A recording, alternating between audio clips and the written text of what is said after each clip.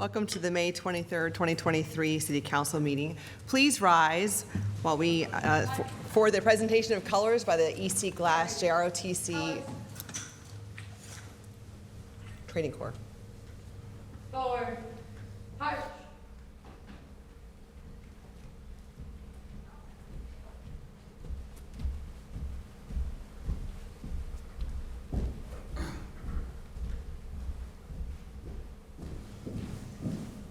Color guard. Halt. Order. Colors. Left. Haste. Carry. Colors.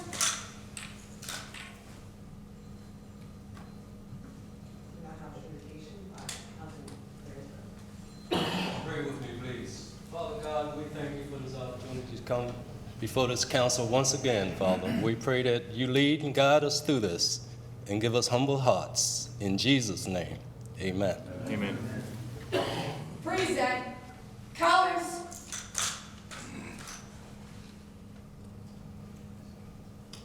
I pledge allegiance to the flag of the United States of America and to the republic for which it stands, one nation, under God, indivisible, with liberty and justice for all. Order. Colors. Order. Arms.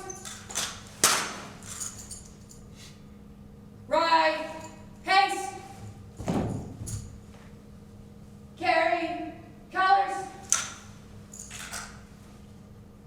Forward. March.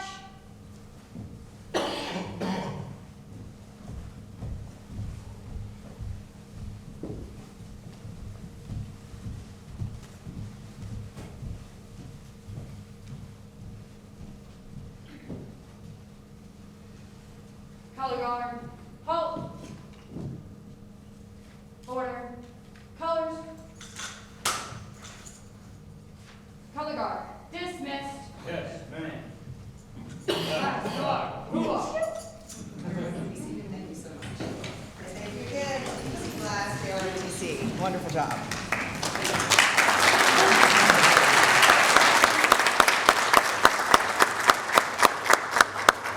Okay, now we move on to National EMS Week Proclamation. I believe Fire Chief Wormser will be coming forward.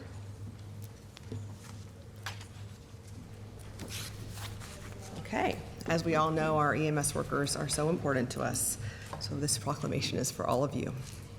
Whereas emergency medical services are a vital public service and EMS teams provide life-saving care to those in need 24 hours a day, 7 days a week, and whereas access to quality emergency care dramatically improves the survival and recovery rate to those who experience sudden illness or injury, and whereas emergency medical services have grown to fill a gap by providing important out-of-hospital care, including preventative medicine, follow-up care, and access to telemedicine, and whereas the emergency medical services system consists of first responders, emergency medical technicians, paramedics, dispatchers, firefighters, and many others who provide out-of-hospital medical care, and whereas the members of emergency medical services teams, whether career or volunteer, engage in thousands of hours of specialized training and continuing education to enhance their life-saving skills.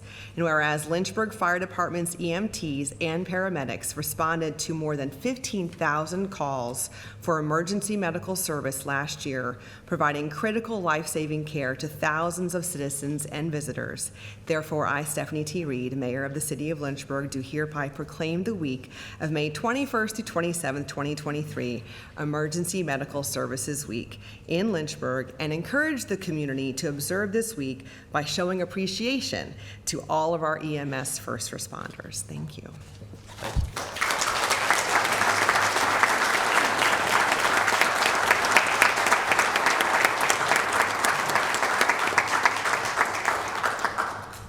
Okay, now we have a graduation to observe, the Citizens Academy graduation. Anna Benson, our Director of Communications and Public Engagement, will be coming up to say a few remarks. Thank you, Madam Mayor, Vice Mayor, and members of council. Tonight we are recognizing the graduates of the 18th Annual Citizens Academy. To date, 391 citizens have participated in this program. For the past 12 weeks, this year's cohort of engaged citizens has learned firsthand about the wide range of local government services.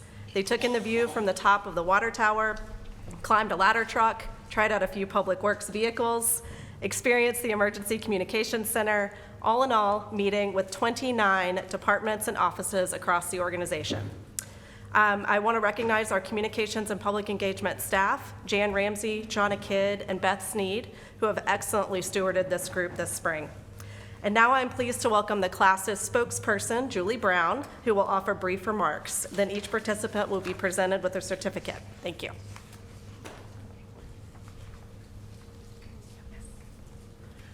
Madam Mayor, honorable members of City Council, distinguished guests, my name is Julie Brown and I'm a resident of Ward 4. I stand before you today as the honored representative for the 2023 graduate class of the Lynchburg Citizens Academy, an extraordinary initiative that has deepened my understanding of our local government, fostered a strong sense of community engagement. In the next 90 seconds, I would like to express my heartfelt appreciation for the invaluable experiences and knowledge gained through this program. First and foremost, I would like to extend my sincerest gratitude to each and every member of the Office of Communications and Public Engagement for their unwavering commitment to transparency and citizen involvement. The Citizens Academy program has provided an unparalleled opportunity for residents like myself to gain firsthand insight into the inner workings of our local government and the vital services it provides.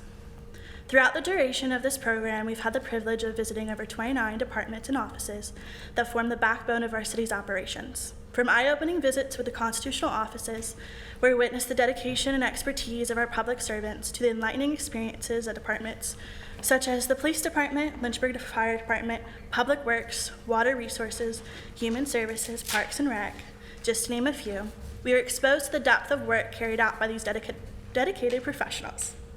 On behalf of our class, I am particularly grateful for the warm welcome we've received from every office and department that we visited.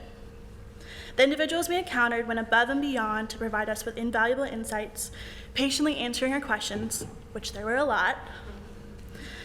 They also showcased their passion for serving our community. Through these interactions, I gained a newfound appreciation for the countless individuals who tirelessly behind the scenes work to ensure the smooth functioning of our city. As a class, I would say our most favored moments were the hands-on activities each office gave us the opportunity to experience. Such as mentioned, our favorites probably were operating trash trucks and climbing the top of one of our most impressive water filtration systems. The Citizens Academy has left such a mark on my understanding of the intricate interplay between our local government and its departments, as well as giving me the opportunity to learn aside my neighbors. It's inspired us to become even more engaged and informed citizens, ready to contribute to the continued growth and success of our city. I'm a transfer to the city, and I didn't think that I necessarily would want to stay. This opportunity has pulled at my heartstrings, and I truly feel like that I want to continue to contribute. In closing, I want to reiterate the importance of actively participating in programs such as this. Engaging with each department personally, by doing so, you'll not only understand and enhance your relationships and understanding of our local government, but also inspire confidence among our citizens who place their trust in your leadership. Thank you for investing in the Citizens Academy, which has empowered residents like myself and our class to actively participate in shaping the future of our city. I'm honored to have been a part of this enlightening experience, and I'm committed to utilizing the knowledge gained to contribute positively to our community. Thank you.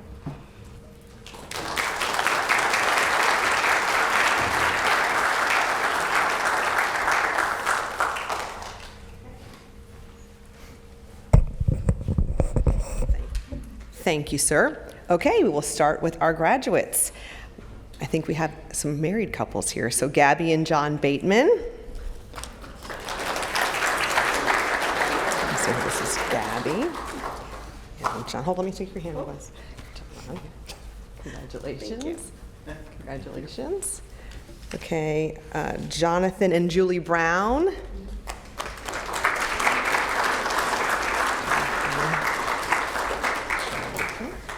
Congratulations. There you go. Congratulations. Cora and Peter Seferati.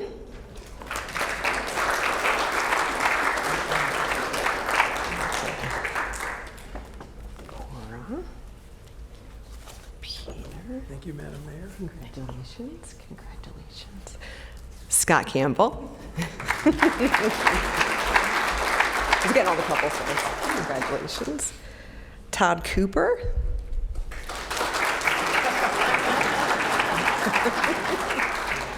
Thank you, Mayor. Congratulations.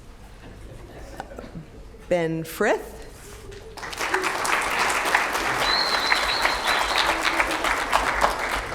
Congratulations.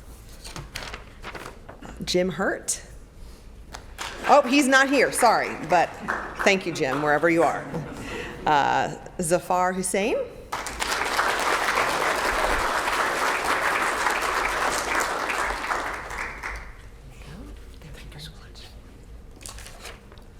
Phoebe Hyman.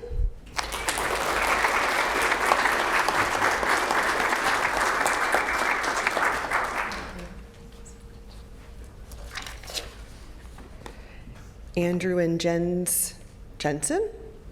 You're all together? Okay. We are siblings. Siblings. Just okay. Just clarify. It's okay. It's okay. Sorry about that. Okay, Russ Lescalt? Okay, he's not here, but Stephanie is, so.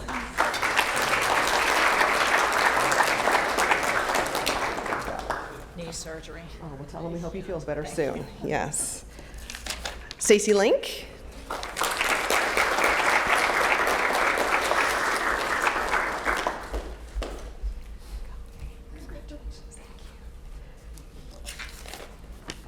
Delisa Rogers.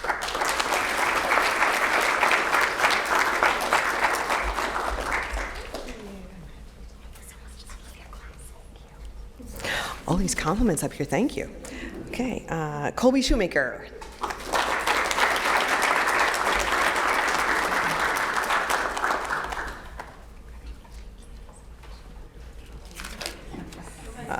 Esteban Soto is not here, but congratulations, Esteban.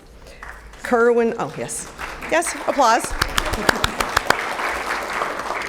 Kerwin Stevenson.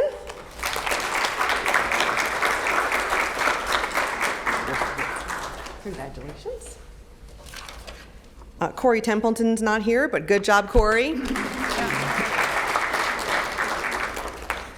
Then we have Jennifer Williams.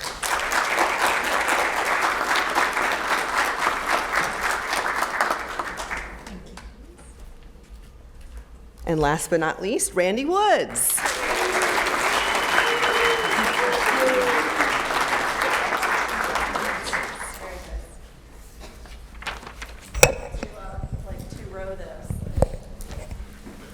Two rows, so like, yep. So probably come this way so that we get to, there we go, there we go. There we go. I'm gonna do like one over this way, maybe one this way.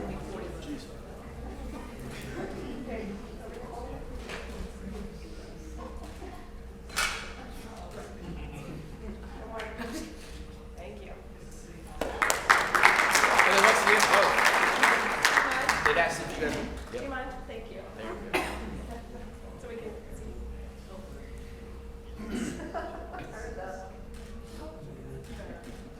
Thank you. Thank you. Congratulations. Good job, good job, good job, good job.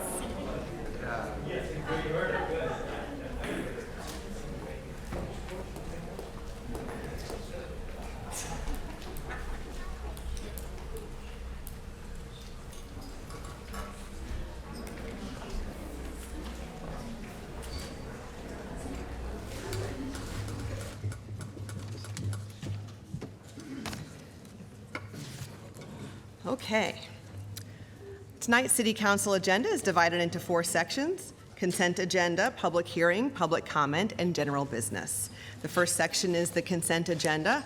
This section includes routine items, and all items may be approved by one vote. May I have a motion on the consent agenda?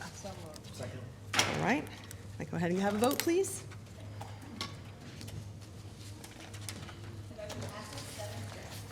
Great. Okay, moving on. Next section is public hearings. This section includes all public hearings as required by law or as council may direct. Staff will make a presentation. Comments will then be solicited from the public. An individual speaker shall have 3 minutes to speak. If the speaker represents a group, the speaker shall have 5 minutes. A speaker representing a group shall identify that group at the beginning of his or her remarks, and a group may have only one spokesperson. Each speaker shall clearly state his or her name and locality of residence. Upon the conclusion of public comments, the public hearing will be closed and the matter referred to council for deliberation. Continuation of a public hearing to receive citizen input regarding appointments or reappointments to vacancies that will exist June 30th, 2023 in School Boards District 1, 2, and 3. I will now ask the Clerk of Council to read the names of the citizens who have volunteered to serve on the school board and the school district in which they live into the record. Sorry. Thank you, Madam Mayor. In School District 1, we have Rebecca Turner, Deborah Trevsgar, Robert Brennan, William Bill Hawkins, Jack Schul, Michael Brosmer, Harold White. In School District 2, Stephen Wheeler, Melissa Boatwright, Keita Rogers, Christina Wilson, Gregory Berry, Bethany White, Kim Sinha, Frederick Malachi, Diane Silliman, Stacy Link, Michael Barron, Letitia Lowry, Hajeen Liston, and Joan Pence. In District 3, Alexandra Berrigan, Roman Franklin, Andrew Glover, David Ream, Cheryl Giggets, Farid Jalil, and Deborah Davis. Thank you very much. I'll first open the floor to any candidates who would like to speak at tonight's public hearing. Please state your name and school district for the record. Your time will be limited to 3 minutes. Anybody here want to speak? Okay, come forward. I guess probably just maybe forming a line made it easier last time.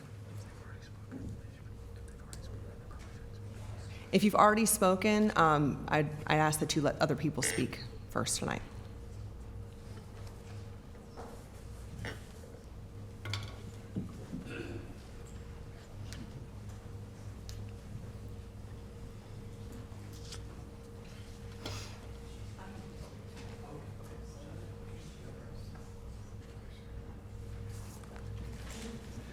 Oh yeah, I did it by district last time. I'm sorry. So District 1, please.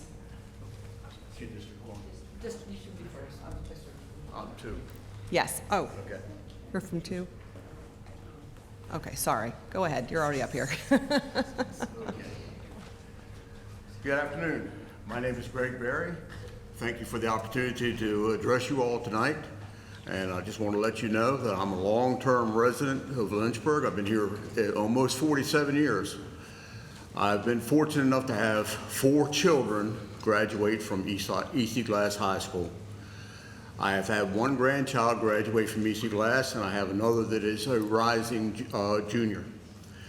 In the 90s, when my children graduated, I was very proud of our school system. Our school system was rated among the highest in the nation. Unfortunately, I could not say the same for the experience my grandchildren have had. I do believe that we have declined greatly. I do believe that we need to do something to turn things around. It's not just the school system, but it's our community that is at stake.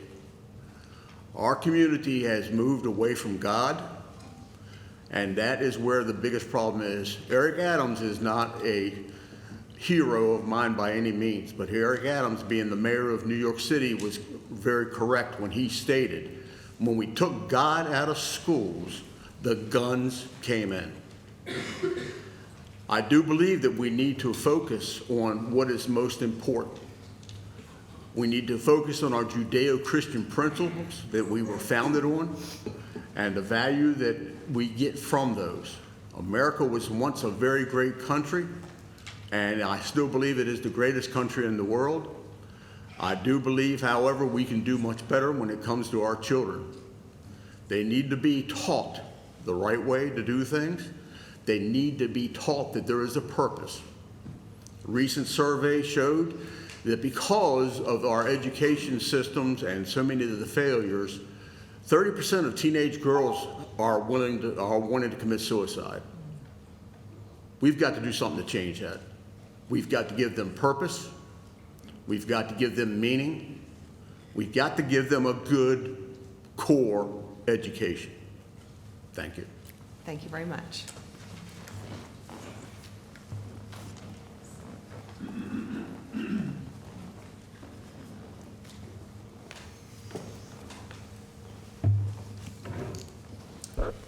Madam Mayor, Vice Mayor Feraldi, and other honored council members. My name is Joan Pence.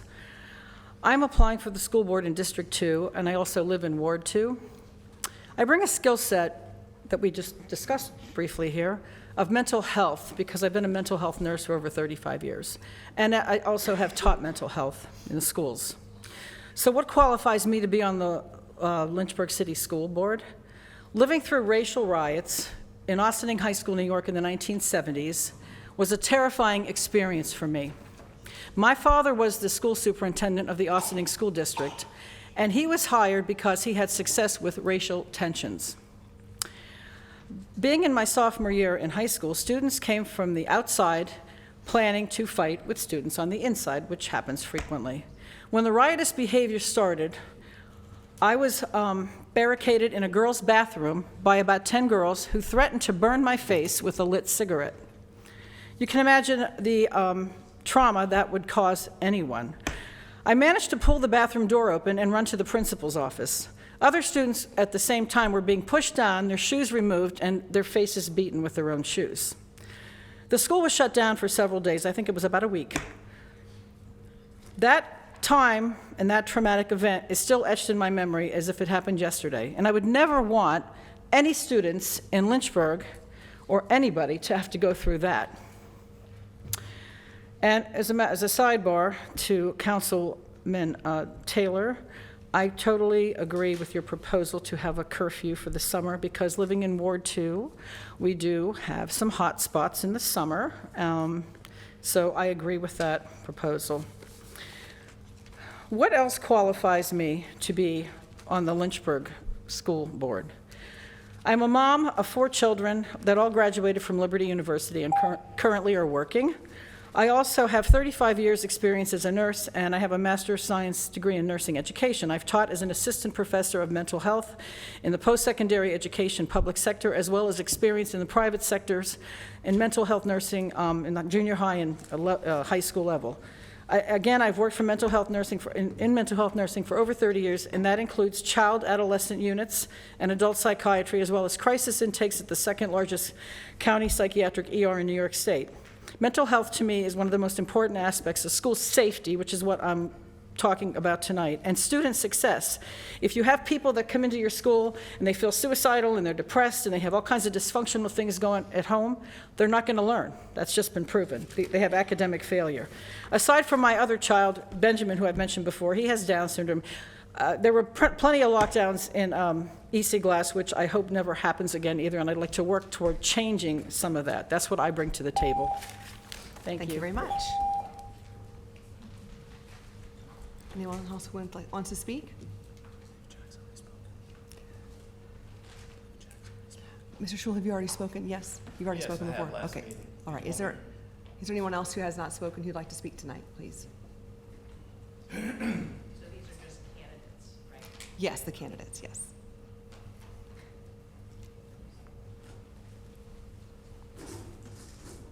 Hello, councilman, staff. I'm Farid Jalil, FJ, and I am here to simply let you know that I was asked a number of times to run for school board. So I've been a teacher since 2021 in Lynchburg City Schools. As part of my qualification, love kids. I was able to serve in middle school, elementary school, and high school throughout the city, and loved it. It was much fun, and the kids that I served really are needing direction, guidance, care, love. It should be grassroots. It should be from the bottom up, not from the top down, because we don't know what the administrators' experiences are, but we know what the children's experiences are. And they need to be reading at their grade level, they need to be behaving right, and they need to be supported. They need resources. So if I hear that there's a good policy coming and I can approve that or improve it, and I would love to be a part of it.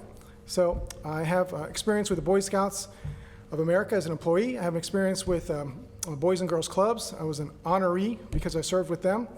And also with Trail Life Organization, Awanas Clubs for Youth, and I've just been teaching and sharing love with kids. And so I think that I can be a part of it. And if some people would like that, then I'd love to serve. Thank you. Thank you very much.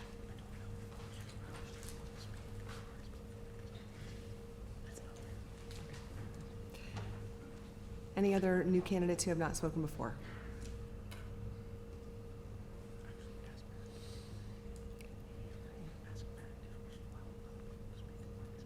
Okay. Point of order. Is it customary to allow candidates who've already spoken to speak again, or should we? There's nothing in the rules that would speak to that. So what I would submit is, because it's not in the rules, if everyone, new candidates and have spoken, the matter has been left open, it would be appropriate to allow candidates that have already spoken to speak again. Vice President Feroli? Colleagues, I would submit that as much as I do want to hear from others again, I don't believe it would be a fair approach. For those who were here last time, couldn't be here this time, may have had another opportunity to speak.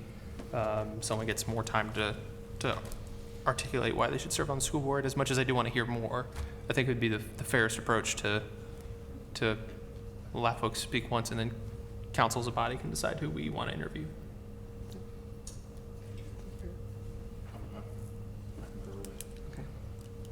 Okay. If there's no one else new that's here to speak tonight, then we'll move on to open the floor to any citizens present who would like to comment on any name that has been submitted or offer additional names for consideration. Please state your name and the school district for the record. Now, in full transparency, Madam Mayor, if someone was running for school board, they could speak to other people running. Correct. They could do that. Thank you. Please come forward.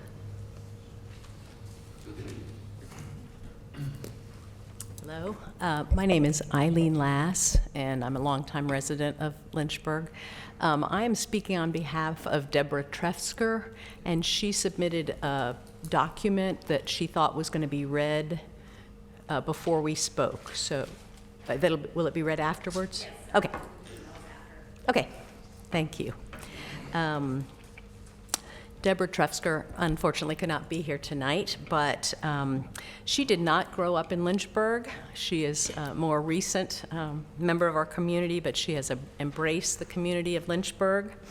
I've seen her loving her neighbors in a diversity of ages and ethnic and racial backgrounds. Deborah is a lifelong learner. She's curious, and she's become a student of Lynchburg. She wants to learn about our history and our current situation, and she wants to be involved in moving forward for the betterment of Lynchburg, and she sees that we do have a lot of resources in this amazing city. Deborah's an experienced teacher in various settings, herself as a homeschool teacher, as a private school teacher, as a public school teacher, in different states in the United States and different countries. I see Deborah as a team player. I expect she would do a good job of cooperating with the school board to move forward in progress. And as you'll hear in her letter, she is committed to the support of administration in our city schools. She wants to see teachers rewarded for their commitment and their excellence, and most of all, she wants to see the success of each and every student. So thank you. Thank you so much.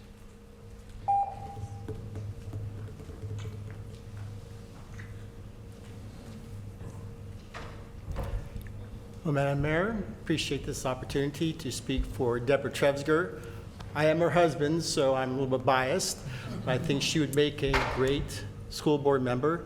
Her experience in teaching, she's taught all ages at several different Christian schools. She's taught at community college in America. She's taught she had her own school in China for 7 years, and she has an online school right now.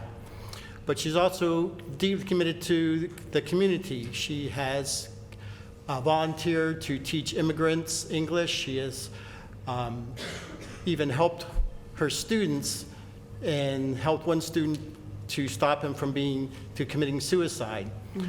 She also had 6 kids that we raised, and her 6 kids were homeschooled, They went to public school, they went to private school. So there's no one formula that's right for every single child. Every child has to be looked at individually. And who best to do that? The parent.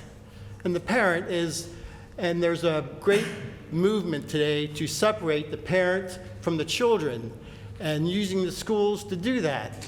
In Minnesota and in the state of Washington, they've passed a law that says that the school and the state can counsel a child to cut off those body parts that make them male or female. And not only that, but they can hide it from the parents, and they can separate the children from the parents by law. Now, this is monstrous and evil, but it's coming to Virginia also. And Deborah understands very, very clearly the dangers that the children need to be protected, and she will fight very hard for them. But also on the positive, she understands through her enormous amount of experience what children need to grow into positive, inspiring, courageous adults that love America and that are contributing to society. And I think that Deborah can do this for protection and in a positive way bring the vision to the Lynchburg schools. And plus, we have several grandchildren in the public school here. So she can bring a positive contribution to her grandchildren and to the children of Lynchburg. Thank you. Thank you so much.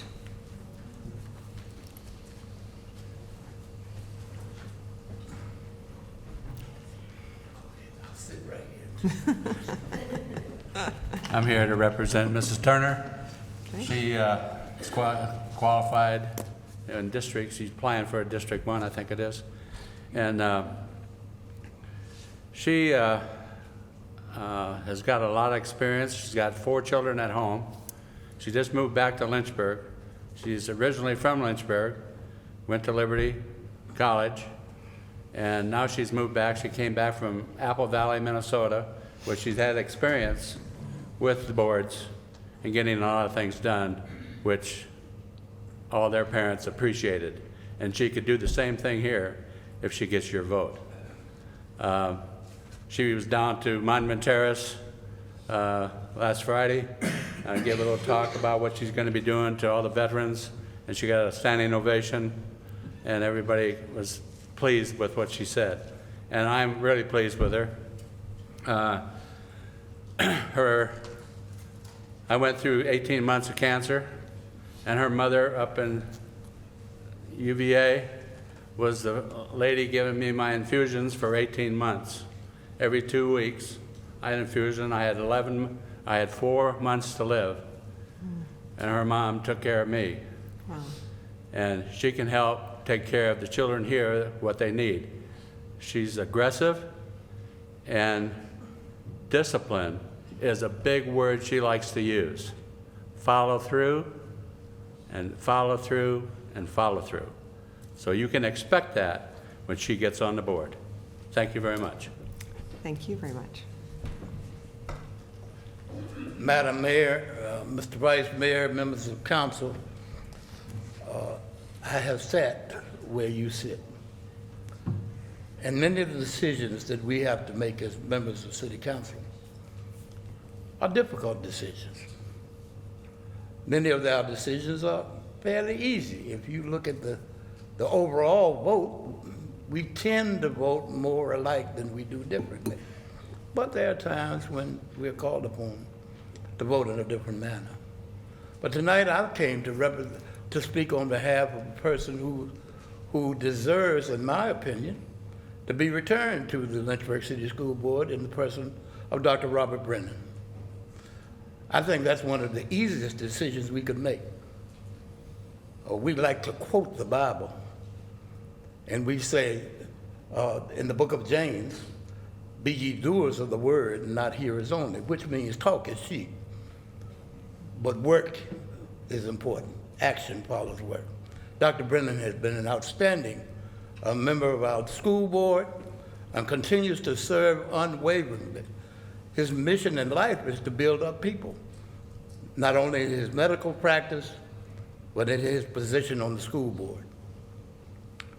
There are many people who know that our current chairman and I, Dr. James Coleman, are very, very close. Dr. Coleman works as an educator, he's a pastor, and he volunteers in a number of different areas, one of which is the city school board. But I suggested something to him last year because I could see the stress and the strain and the toil on him. I suggested to him that he not run for the chairmanship of the school board again, but that he allowed Dr. Brennan to step up. Because I believe Dr. Brennan is an excellent leader representing all of our community. We appreciate you and the work that you do, and we hope that you will make the easy decision of returning Dr. Robert Brennan to the Lynchburg City School Board. Thank you. Thank you.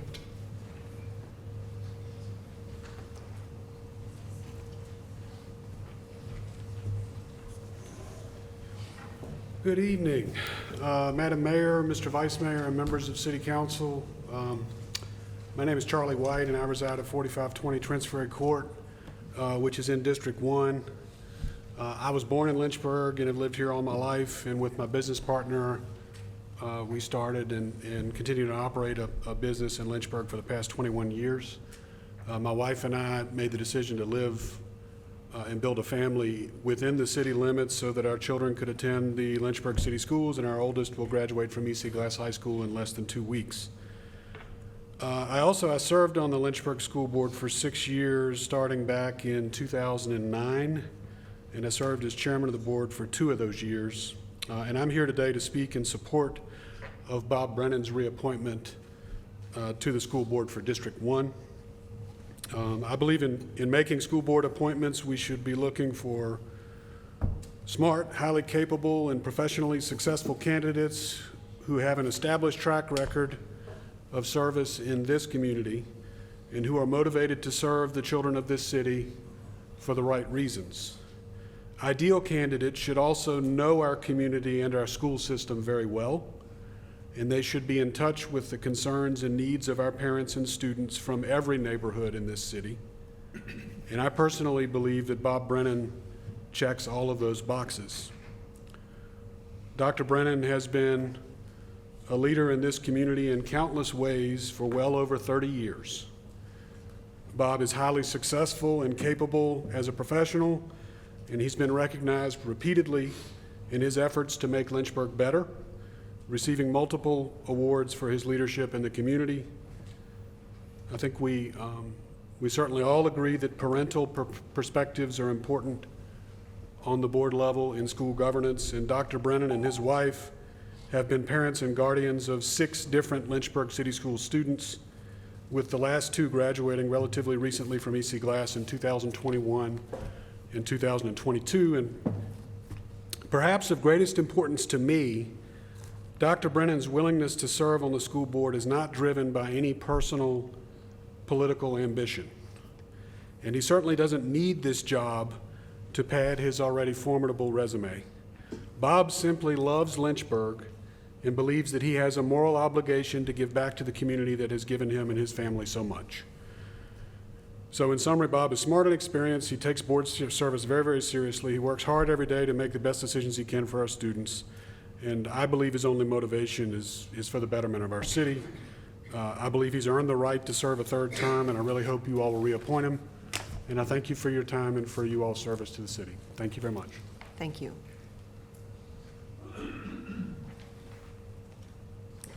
Good evening, Council. My name is Kaylin Snyder, and I'm a student at Heritage High School and a resident of Ward 3. I'm here tonight to express the importance of having a neutral and diverse school board, and I'm going to keep this short and simple. I recognize that it would be easy for you all to appoint only those who ideologically align with your views, those who will vote in the way you want them to, who are not open to having discussions, and who are set in their ways. However, I must stress the importance of having a school board made up of people who have a wide array of ideas and viewpoints, just like the people of Lynchburg have.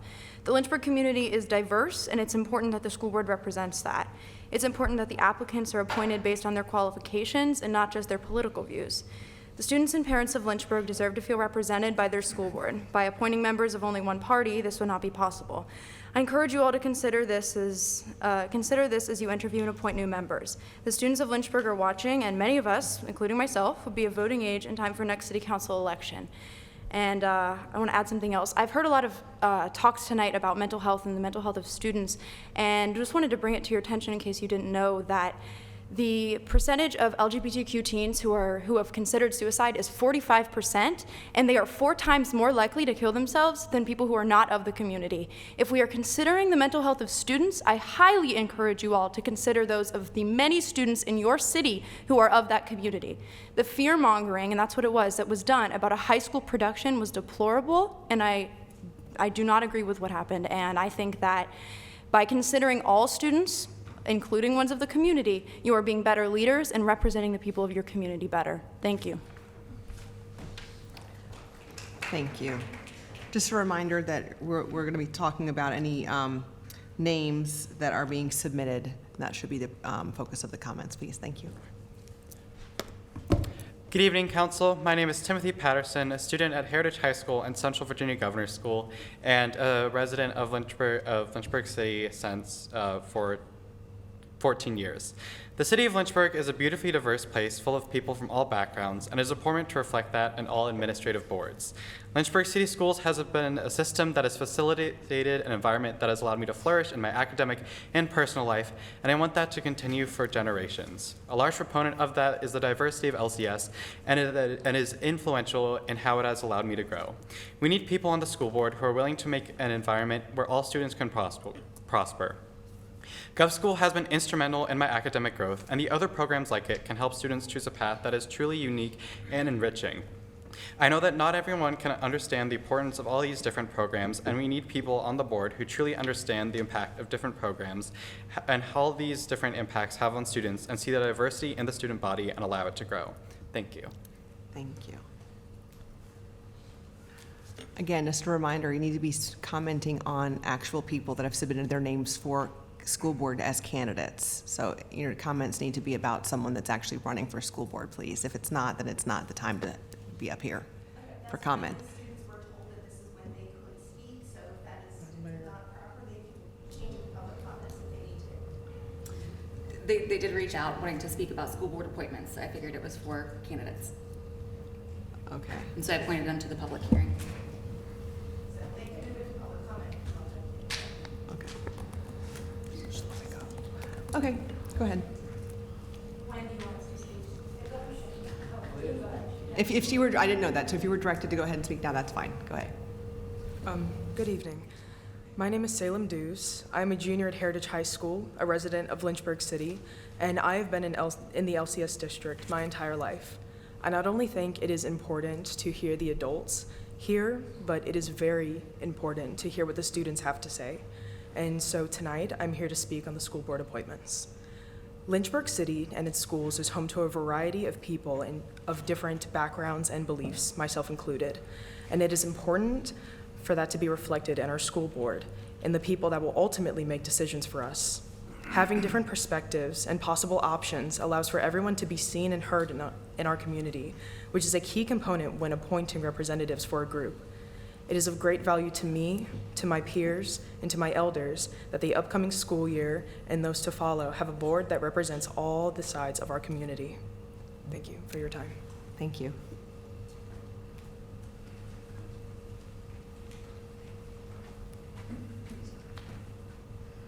Hello, everyone. My name is Ayanna Vincent. I'm a senior at Heritage High School, and I'm a resident of Lynchburg. As someone who has moved around constantly, I have finally found a home here in Lynchburg. I have a home here because I've gotten to see the opportunities and the point of views from everyone, not just of myself. Even though I have seen the point of views of others, I cannot say what everyone goes through in their everyday life. Having diversity among your board members can bring in a voice for those who are not always heard. Not only is it important that these people are diverse among each other, but that they are not politically biased. What should be important is doing what is right for the children and young adults in the best way possible, not making decisions solely based on a political label.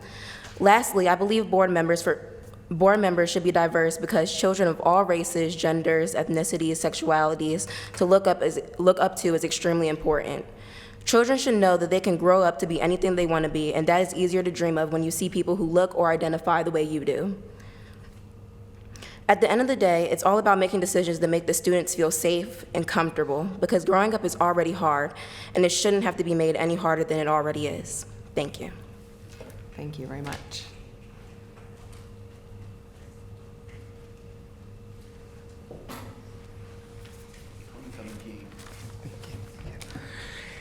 Good evening, Mayor Reed, Vice Mayor Faraldi, and members of council. My name is Davion, and I am a graduating senior from E.C. Glass High School and a resident of the city of Lynchburg, and I also have the pleasure of serving as the director of a little group called Lynchburg Students Rise.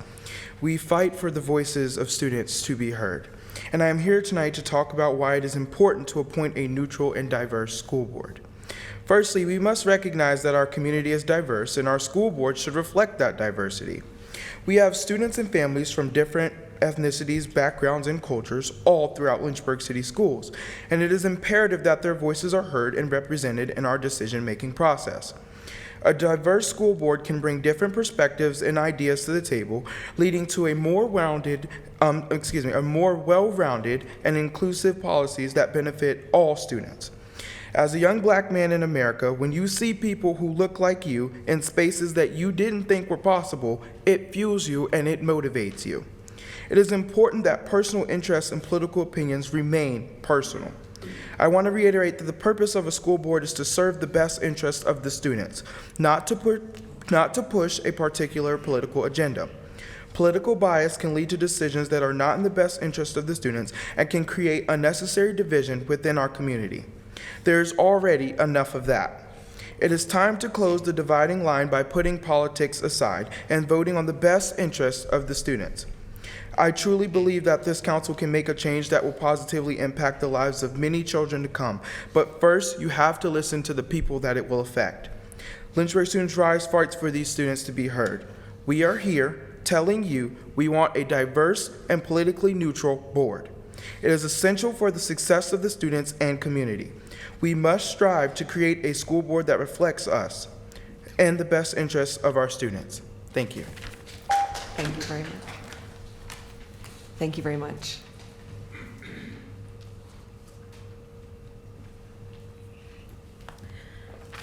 Good evening, Mayor Reed, Vice Mayor Faraldi, and members of the council.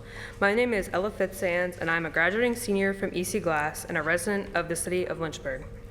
I'm here tonight to talk about why it is important to appoint a neutral and diverse school board. I've been in LCS for 12 years. I will miss walking down the halls of the school every day and seeing students who look like me, students who don't look like me, and students who love like me, and students who love differently than me. Because that is what our city is. Our city is diverse. I ask that you take the makeup of our city and the makeup of our student population into consideration when you are appointing school board members.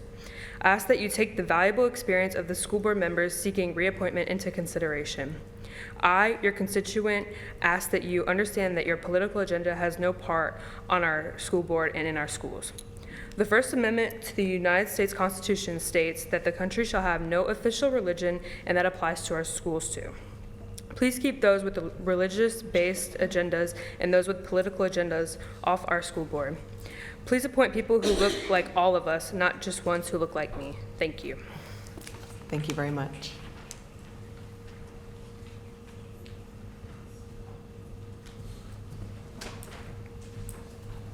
Good evening, everyone. I'll flip my speech around a little bit so that it's more cohesive to the rules. Keep Dr. Robert Brennan and Dr. Kimberly Sinha for their experience and appoint somebody to District 3 with an open mind, a caring heart, no political agenda. Good evening, Mayor Reed, Vice Mayor Faraldi, members of council. My name's Katie Snyder. I'm a resident of Ward 3, and tonight I come to speak to you about something I know a little bit about, which is the Lynchburg City School Board. I did sit on the Lynchburg City School Board from 2012 until 2018, representing District 3.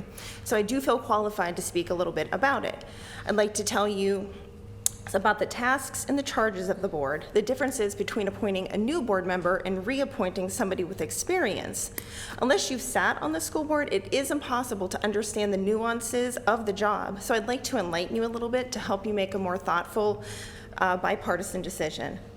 When you first get selected to the school board, it is a whirlwind of orientations, introductions, volumes and volumes of policy learning. I was told the learning curve would be great, and it was. It takes years to fully understand the ins and outs of the local, state, federal policies that you're making votes about and creating. And this is why experience matters.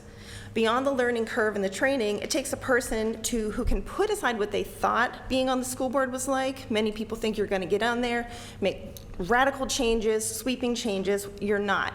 You're there to be a member of a team. You are there not to push a personal political agenda or any agenda, especially agendas based on things that discriminate against our students and staff based on race, gender, sexual orientation, religion, or lack thereof. It is someone who will speak up and advocate for those students, staff, and their needs. It's somebody who asks thoughtful questions, listens to the answers of those who know more than they do about education, and if something doesn't seem right, ask more questions. Not someone who comes in demanding change because they think they know better than people who have worked in the field for decades. It's someone who can conduct themselves with decorum, not someone who barges in during state-mandated closed meetings. It's someone who understands that just because they don't like it, the law is the separation of church and state. I'll go quickly now. Tonight you got to hear directly from students at Lynchburg City Schools, the ones who've been in the buildings for 13 years. You have seen their diversity with your own eyes, heard them talk about wanting to keep a neutral and diverse school board. As I previously stated, appointing those people without an agenda who are not fearful of the diversity in our city are what your constituents, the students, want. All the students you heard from, except for one, are graduating seniors who will be attending college within a 2-hour drive of Lynchburg or here in town. They are invested. This is their hometown. They are registered to vote or about to be registered to vote, and they know how to fill out an absentee ballot. They are ready to fight for the students that they leave behind. So I sincerely hope you take their words and the experience piece that Mr. Helgeson likes to talk so much about into consideration. Thank you. Brennan and Sinha and somebody with an open mind for District 3. Thank you very much. Thank you. And thank you to the students. I wasn't aware of how that sign up was, but I'm very proud of you because I know that can be intimidating coming up here and talking to all of us. So good job. Oh, hi, Kimberly. Go ahead. Hello.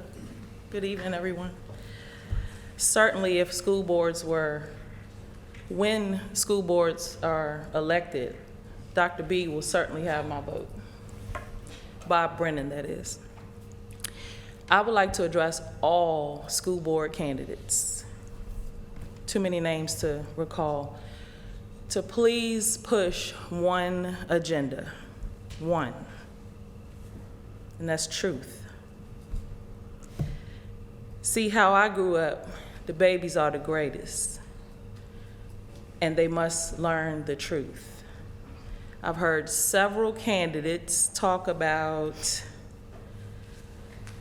curriculum that hurts children, that is not teaching about the good.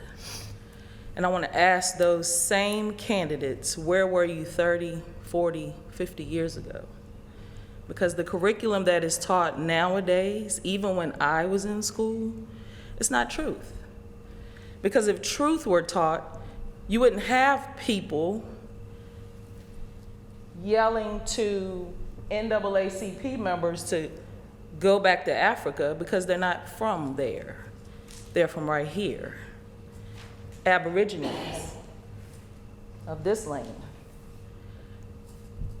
Again, I can't recall names, but I want that curriculum, even theories that aren't taught in elementary, middle, and high school.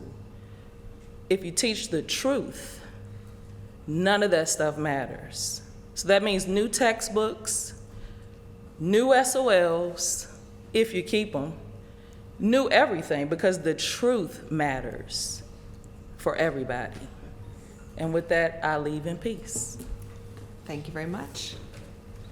Anyone else here to speak on behalf? Can I speak even though I didn't submit something? Yes, if it's on behalf of a candidate, yes.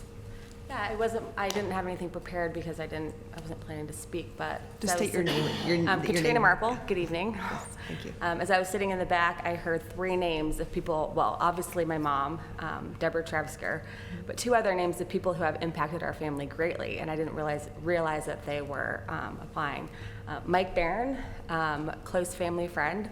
His brother-in-law is my son's godson, and the biggest thing that I think defines the family is relationship, and I'm constantly seeing them bring extra kids along wherever they go and have just really people in their life who they're loving on and being intentional with.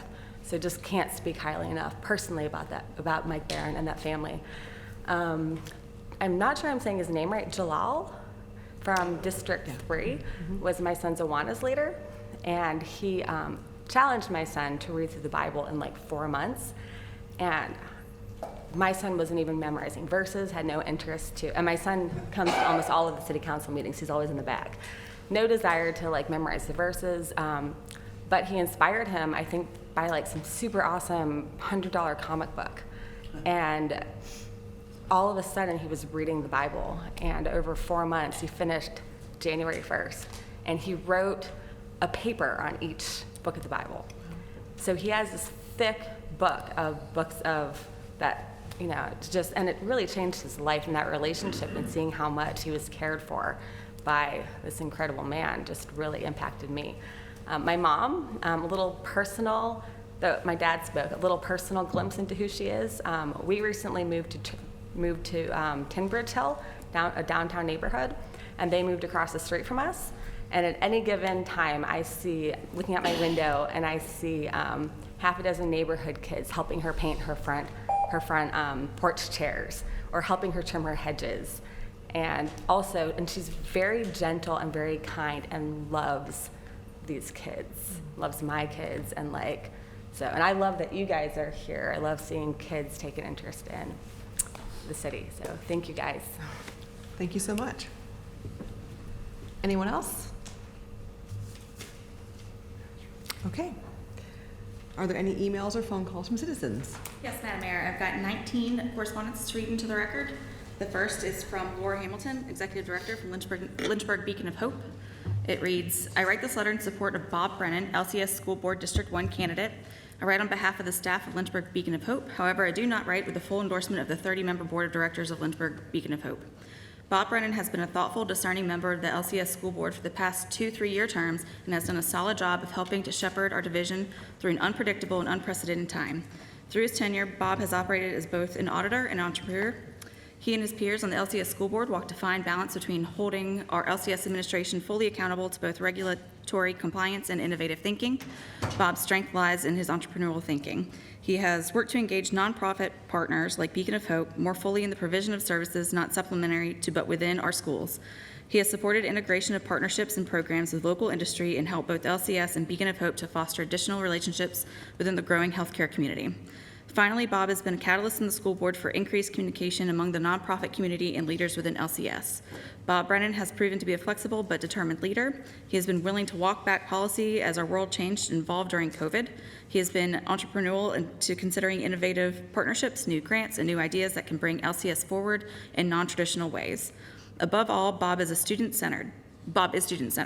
He is focused on the needs of our students and families above those of faculty, staff, or administrators. He has continued to be a listening ear for students and parents throughout his district and our city. In conclusion, I encourage Lynchburg City Council to reappoint Robert Brennan to a 3rd and final term on LCS School Board. Doing so will deliver to our community a level of sustainability that we need as we focus on student recovery from an extraordinary time. The next is from Dr. Rachel Gagan, It reads, I'm writing as a Lynchburg City taxpayer, parent of 2 students at EC Glass, and a member of the Lynchburg City School Health Advisory Board for the past 10 years. I would like to request your full support in reappointing Dr. Robert Brennan to our school board. His dedication to our schools, their staff members, and our students has been exemplary over his 2 terms. I was therefore astounded by comments last week that seemed to suggest Dr. Brennan had gone rogue and conspired with then Mayor Dolan to close our schools. In the spring of 2020, as the coronavirus pandemic spread, every single public school across the USA closed according to guidance from national health authorities. We must not rewrite history and avoid the facts. The AAP, the AAFP, and the AMA, the CDC, and many other venerated organizations supported this unprecedented decision.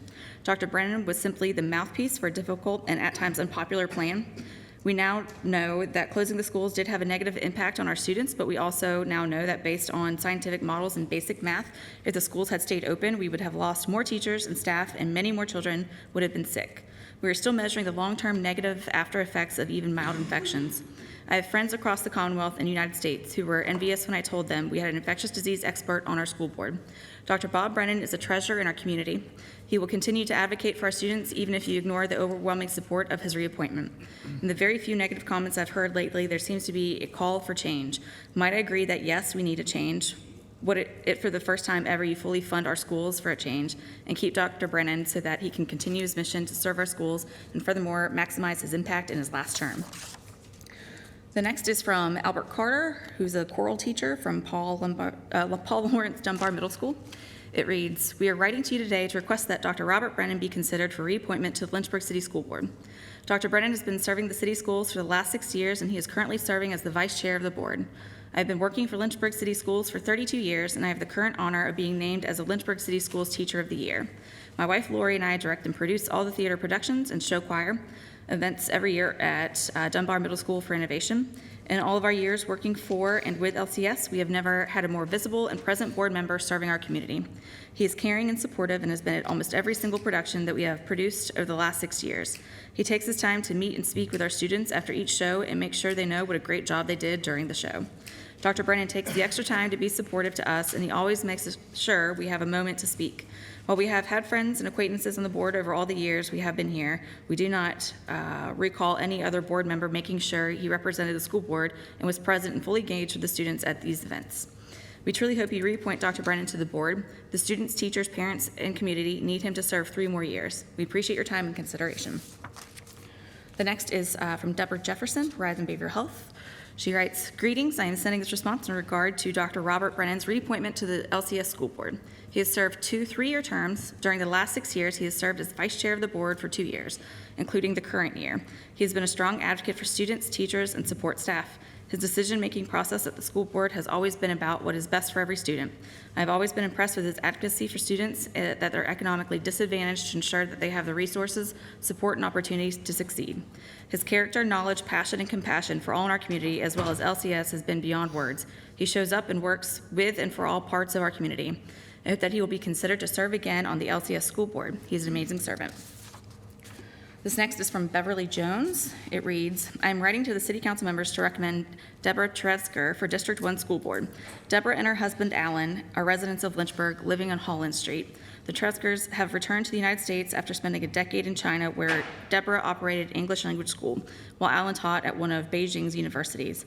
I've known Deborah for the past year in both political and spiritual contexts. I admired her greatly. She's hardworking and friendly in nature, respectful and insightful regarding personal relationships, and having experience in an arena of school administration and function. She would be an asset to Lynchburg City School Board. She is wise and independent thinker, is involved in other community activities such as electoral board meetings and Lynchburg Breakfast Club. It goes without statement that she is knowledgeable of all the requirements of developing minds, that they would perceive their maker and fulfill their duty in our culture. Deborah would be a superlative appointment to the School District 1 School Board appointment. This next is from Deborah Trevsgar. It reads, good evening. My name is Deborah Trevsgar. My students call me Miss T. 6 kids call me Mom, and 13 grandchildren, 2 of them in LCS schools, call me Mimi. I'd like to be considered a candidate for appointment to the Lynchburg City School Board District 1, and I'm sorry that family matters have me out of town tonight. I love that Lynchburg is a city where regular citizens can serve in a public capacity and possibly make a difference. I think that's the way our founding fathers envisioned the ideal of self-governance. Since my youth, I've been a teacher in public, private, and home schools. in the Midwest, in Northern Virginia, and abroad. I've tutored Native American kids in Nebraska and disabled orphans in China. I heard it said during the city budget debates here that more money will improve educational quality, but I say that there's no evidence for that. Several states in America that spend the most money per pupil perform the worst, and vice versa. LCS's per pupil expenditure is right at the national average. We've heard it said that poverty keeps kids from learning, but I say that the far greater poverty affecting kids' learning is moral, spiritual, and emotional poverty. For example, the poverty of growing up without a caring father in the home, and who can study when your parents are in the midst of a divorce. Also, I know of poor inner city schools that have 100% graduation rates. Let's not make excuses and do the best we can. We've heard that we must have separation of church and state, but I say teach what is true, whether it be state true or church truth, and teach kids to seek the truth. One side has controlled the narrative far too long to detriment of our kids. Evolutionary biologists exclude an entire body of evidence because the evidence points to the supernatural and doesn't fit in with their naturalistic narrative. How can we teach kids critical thinking if we allowed them to hear only one side of an issue? And how can we expect them to act with virtue and dignity befitting the image of God if we keep telling them they're essentially animals? We've heard that we need equity in our schools. I say that we need to treat every individual student with fairness and compassion without judging them according to the group they may belong to, who can really know the suffering, loss, and disadvantage of any child. Let's help each and every child to put their past behind them rather than letting it define them. Let's give each and every child small, achievable victories towards challenging goals. Let's teach each and every child personal responsibility for their own future. Yes, we have a limited budget. Everyone in the real world does, so let's make a few laser-focused goals and make sure every dollar spent moves us towards these goals. Let's reward all these amazingly capable and self-sacrificing teachers who love our kids and aren't in it for the pay. And let's make sure they all have the backing of their administrations. My public school teacher daughter tells me I cannot teach in a school whose principal does not back me up. Let's make use of all of our resources. My observation is that Lynchburg has an unusual abundance of good-hearted and generous people, community-minded businesses, and benevolent organizations. In conclusion, yes, LCS has challenges, but I think that if we work hard and build on true principles, we can make Lynchburg schools a model of excellence and effectiveness, truly a Hill City school system set upon a hill. This next is from Angie Halama from Fit Academy Charter School. It reads, I have had the privilege of working with Rebecca Turner on the Fit Academy School Board. Rebecca served as a parent role on our governing body. Rebecca not only represented the parents and best interest of Fit Academy students, but she also was able to view school governance through a wider perspective, taking into consideration finances, employment law, and the laws and expectations set forth by the state of Minnesota and other authorizer, Volunteers of America. Rebecca completed all necessary trainings, attended meetings with Fidelity, and was a leader in new family recruitment to our building. I can personally attest to the professionalism, collaboration, and dedication Rebecca brings to our school community. I have no doubt that Rebecca will enhance any environment for both students and the staff that have the privilege of working with her. The next is from Megan Olson. It writes, I'm writing this reference of Rebecca Turner, who is applying for the position of school board member for Lynchburg City Schools. I had the pleasure of serving on the Fit Academy School Board with Rebecca from 21 to 22. Rebecca would be a tremendous asset to the Lynchburg School Board, given her proven track record of growing enrollment at our school during her tenure as a board member. She consistently went out of her way to seek out new families to join our community while answering parent questions and guiding them through the process of enrolling their children in our school. With her help, we expanded enrollment by over 21% from 2020 to 21 school year to the 21-22 school year. Creating a culture of acceptance and success is a value Rebecca holds very near, and that is evident by her consistent ability to give 110% in every role she holds. While the COVID-19 pandemic brought on several challenges to our school, Rebecca rose to that challenge by listening to parent concerns and bringing those concerns to the board. Not only that, but she also brought along concrete action steps that aided in our ability to equip teachers and the administration with the tools necessary to continue delivering top-notch education during an incredible, difficult time. With her help, we were able to insulate our students from the pitfalls that came with the pandemic, outperforming a number of adjacent schools in the process. Rebecca is accessible, honest, and accountable, and any school board would be lucky to have her serve. Rebecca believes in the importance of education and understands that a quality education is paramount to the success of our society. Because she holds this belief, she truly embodies the Lynchburg City Schools mission statement of every child by name, by need, to graduation and beyond. In conclusion, I wholeheartedly recommend Rebecca to the school board position with the highest regard. I feel that her strengths in this position will further the success of Lynchburg City Schools in a variety of ways. Number 9 is from Claude Allaire. It writes, with Fit Academy. It is with great enthusiasm that I write this letter of recommendation for Rebecca Turner. Rebecca served as a parent board member at our school from 2020 to 22. As a parent, Rebecca was a tremendous advocate for our school. She was very influential in our community and used her influence to help welcome many new families. She joined our board to expand her support of our school. As a board member, she was always attentive to the agenda and needs of the school. She respectfully considered all viewpoints presented to the board and engaged in thoughtful dialogue. She maintained excellent relationships with all board members and school staff. We are very saddened to lose such a strong advocate and supporter when Rebecca's family moved away. I'm certain that she will bring the same level of commitment and support to future board endeavors. Any school board would be fortunate to have her as a member. The next is from Tamara Paschal from Fit Academy. It reads, "It is with great pleasure that I recommend Ms. Rebecca Turner for consideration as a school board member for the Lynchburg City Schools. Ms. Turner and her family were active members of the Fit Academy school community while her children were enrolled from 2019 to 22. Ms. Turner was a valuable contributor to our parent organization group, helping to facilitate a variety of events for the school community, an active school and classroom volunteer, newsletter contributor, as well as elected Fit Academy school board member. In all of my experiences with Ms. Turner, I have found her to be dedicated, mission-driven, and solution-oriented. She's kind and thoughtful in her communication and interactions with others. It is without reservation that I recommend Ms. Turner, as she would be an outstanding addition to your school community. If you have any further questions, please don't hesitate to contact me." This next one is from Tiffany Taylor with Fit Academy. Writes, "I'm writing today to recommend Rebecca Turner for appointment to the Lynchburg City School Board. In addition to meeting the required criteria, I would like to highlight additional reasons why Rebecca would be great in this role. Rebecca is an outstanding leader who made a difference at Fit Academy, both as an attentive parent and a school board member. I've had the pleasure of knowing her personally and professionally for the last 3 years and have witnessed her leadership, integrity, and action. She works tirelessly for the academic and emotional well-being of children. Rebecca is also a great communicator. When she served on the board at Fit Academy, she was not only a great advocate for the school, but a responsive liaison for parents. She played a large role in significantly increasing student enrollment by using these skills. She also fought for the students' right to not wear masks after the pandemic, making Fit one of the only schools in our area to offer a healthy learning environment. School board members are ambassadors and known by the parents and community. Rebecca worked diligently here in Minnesota to make Fit Academy the best it can be. I have no doubt she would also be a great ambassador for Lynchburg City Schools.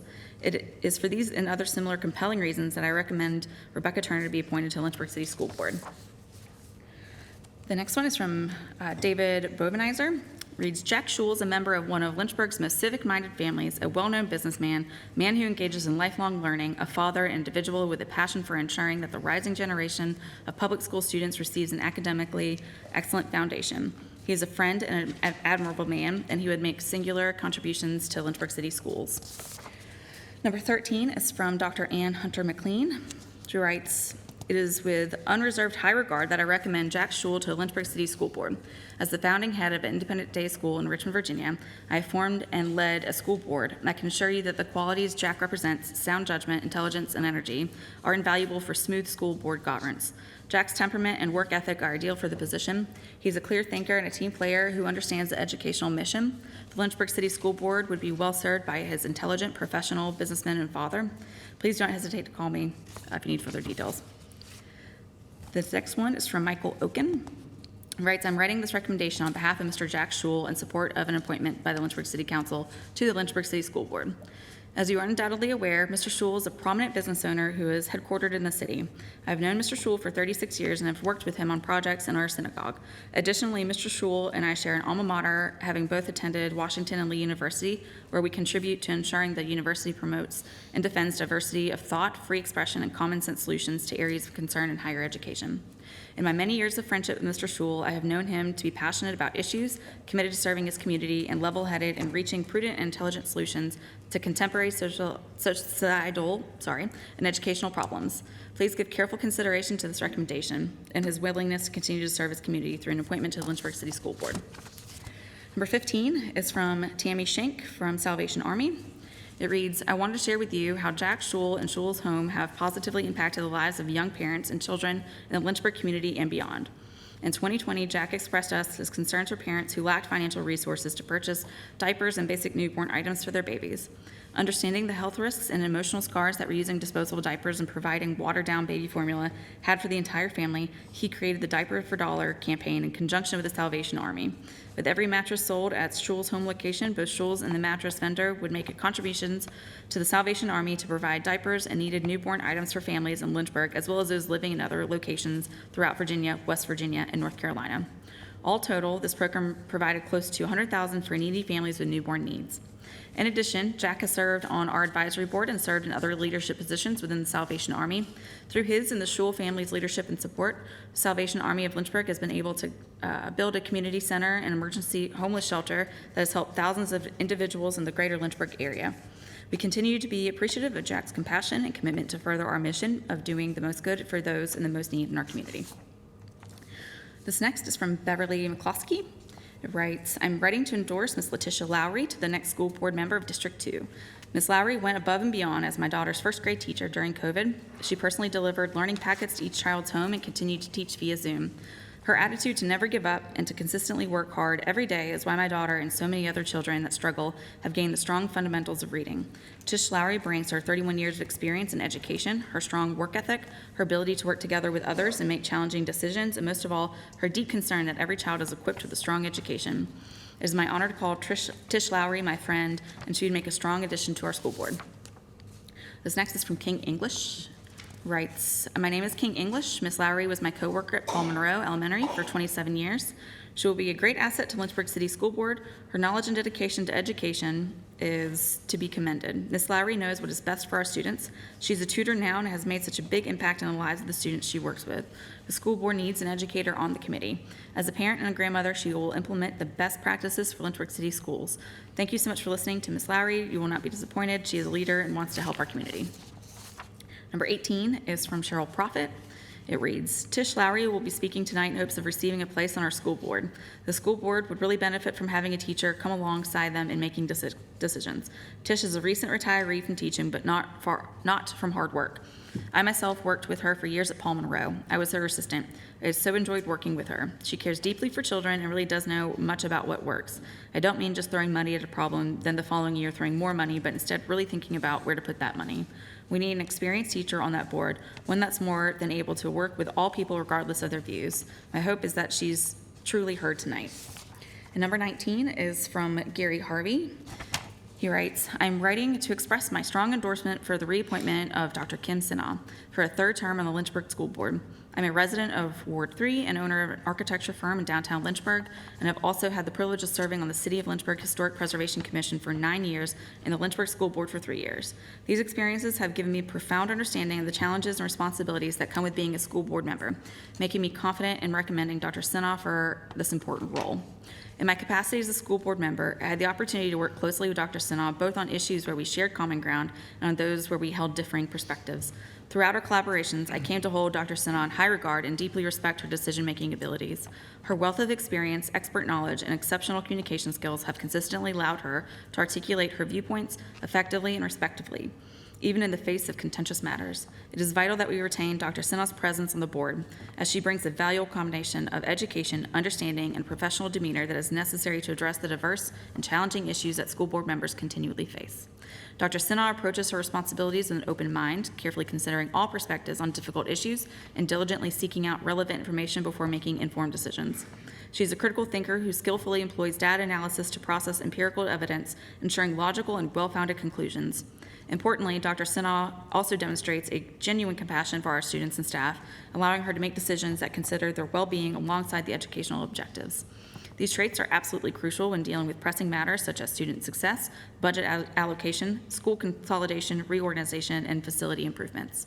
Given the current climate where the school system's budget has been diminished during a critical period, it is not only a responsible course of action, but also an imperative duty for council to reappoint highly knowledgeable and experienced board members like Dr. Sinha and Dr. Brennan.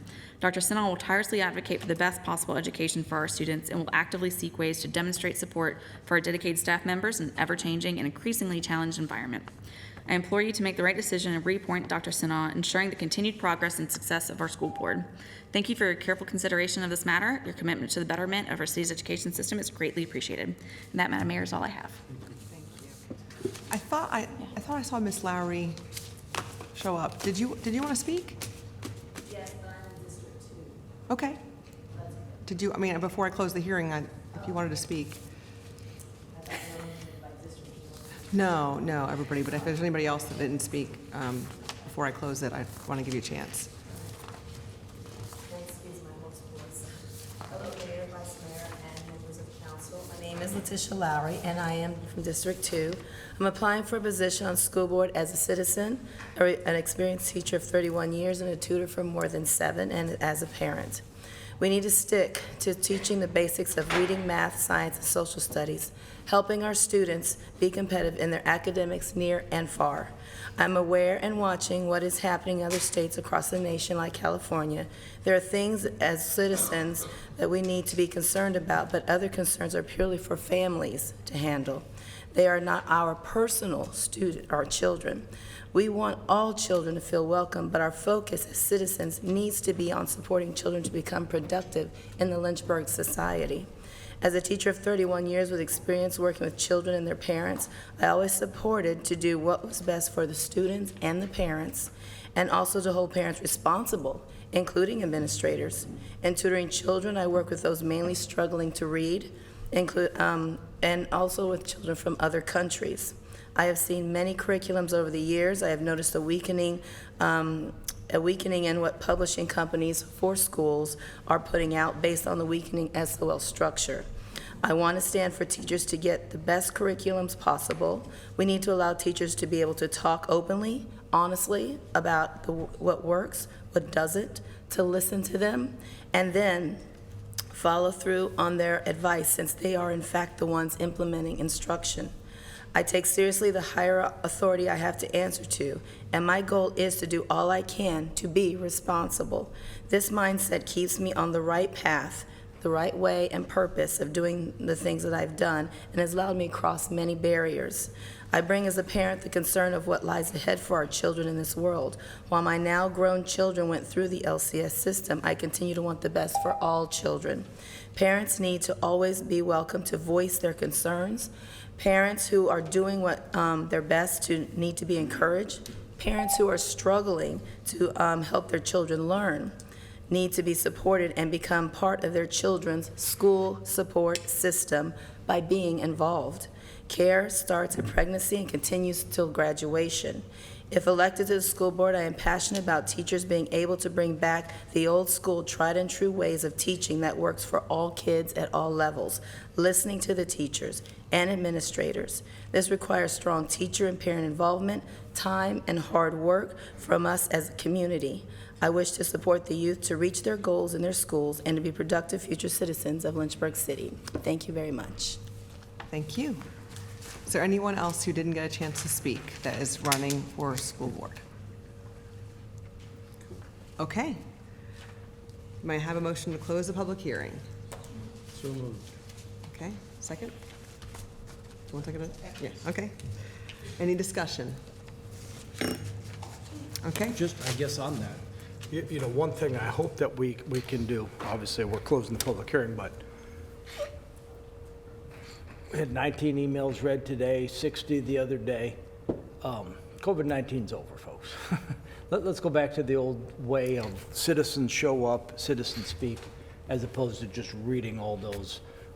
So hopefully we can address that in the future, to not just having, so anyway. It's funny you say that. I actually had requested something similar, but if folks want to email, we'll put it into the record, but prioritize those who are here. So wait, I'm already there with you. Good. I was just going to say, just for the record, so if we close the public hearing, for those watching at home, applicants, stakeholders, what does that mean by closing the public hearing for this application process? Well, we could do one of two things. You could either decide which candidates you'd like to interview tonight, and then we would go to schedule those interviews, and then you'd be scheduled to make your appointments on the June 13th meeting. Or you can hang on to your applications, review them, maybe reach out to candidates if you'd like, and then we would come to general business on the 13th. You all would choose your candidates in open session at that meeting. We would conduct the interviews the following week, and then make appointments on our June 26th or 27th meeting. I'm fine with closing the public hearing to my colleagues, and then whatever your pleasure would be, either choosing tonight who you want to interview or at the next meeting. Councilman Dolan? Yeah, I really am not prepared to make decisions tonight on who to interview. I think we need more time. I don't think we got this packet a couple days ago with all these folks, and just to really research them properly, I think we need more time. Councilman Missions? I've been reading these applications as they come in. I appreciate you having them delivered to the House so that I can also see them in paper. I'm prepared to go ahead and select the people that we're going to interview tonight. I think that we can do that. Councilor Taylor, do you have a comment on this? Okay, we'll interview all of them. No, I think we ought to wait a week. We can interview all of them. Dr. Whitewater? Yeah, but look, I have not had a chance to look at all the packages. I'm so sorry. So I would rather, so they just came in, I'd rather wait until the next session. If we can select who we're going to interview. Plus, I'm out of town the first week of June, so I prefer to wait till the next council session. And I guess an easy thing is to say, for people who do know who they want to interview, we can say there who we want to interview tonight. And then if other folks have, at the next meeting, at least they can prepare, and if they want to interview other people. But as far as the motion to close the public hearing, we have 29 applicants. We've heard, we need to get a water for Alicia, all the reading that she's been doing these last few weeks. But we've got lots of applicants, so that's So good. closing the hearing means that no more applicants are allowed after this point. So that's for understanding that we're closing it, and that means no more applicants after tonight. So let's go ahead and vote on that first, please.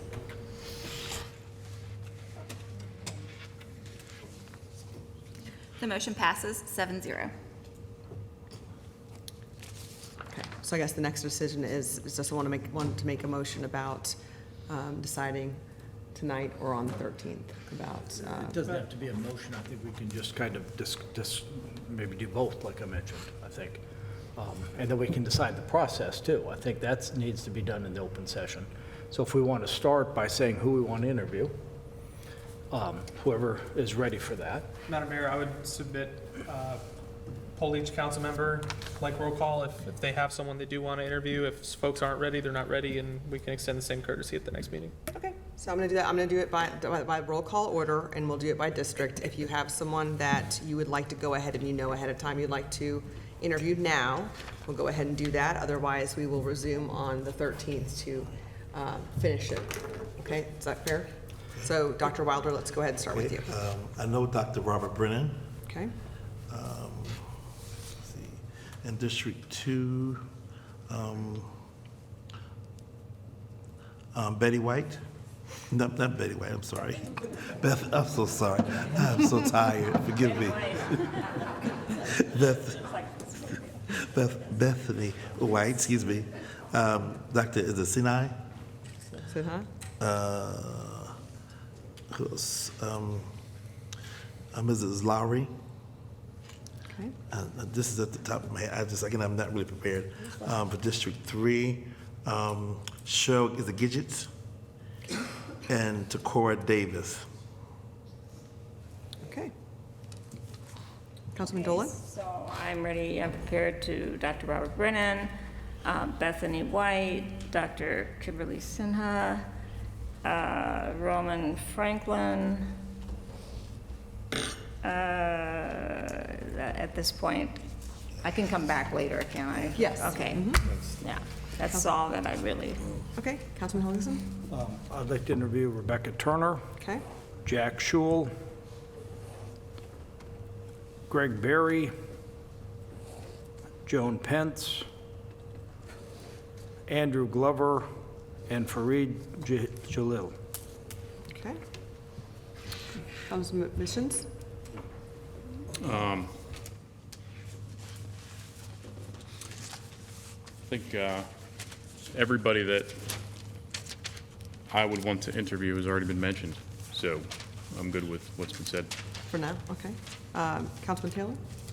I guess Roman Franklin, Jack Schul, Rebecca Turner, David Reen, Okay. and FJ. For real. Jalil. FJ Jalil. FJ. Okay. Vice Mayor Frialdi? District 1, Robert Brennan, Rebecca Turner, Jack Shule. District 2, Dr. Sinha, Letitia Lowry, Greg Berry, Beth White. District 3, F.J. Jalil, Roman Franklin, and David Ream.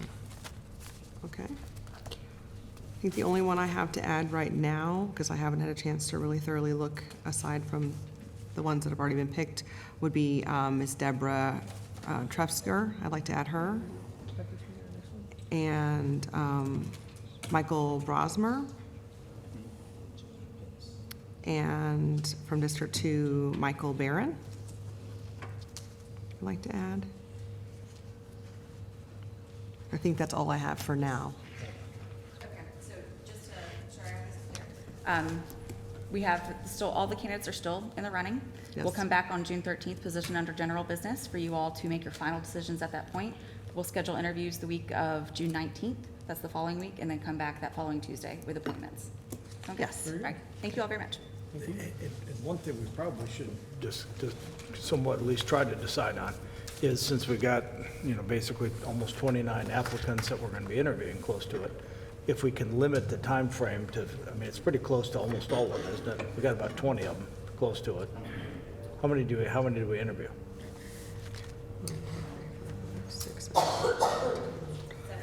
17, yeah. So maybe we could think about that, like a 15-minute kind of interview, or, and then if we want to kind of take it to a next step and then have a longer interview, maybe a better process. Yep. Okay. All right, thank you very much. Moving on. Next section is public comment. During public comment, individual speakers have 3 minutes to speak, and those representing a group have 5 minutes to speak. Typically, City Council takes comments made during the public comment section of the agenda under advisement and may refer concerns to the city manager for follow-up. Citizens often express conflicting and diverse positions regarding specific issues under consideration. To encourage citizen participation and to avoid intimidation to persons who may express sometimes unpopular opinions, applause, cheers, jeers from the audience are not permitted. When appearing before City Council, citizens may not engage in behavior that intimidates or insults others, engage in disruptive behavior, use profanity or vulgar language, promote private business ventures, or campaign for office. We will now hear from a citizen regarding a matter. Mr. Ed Parrish, please restate your name and locality of residence.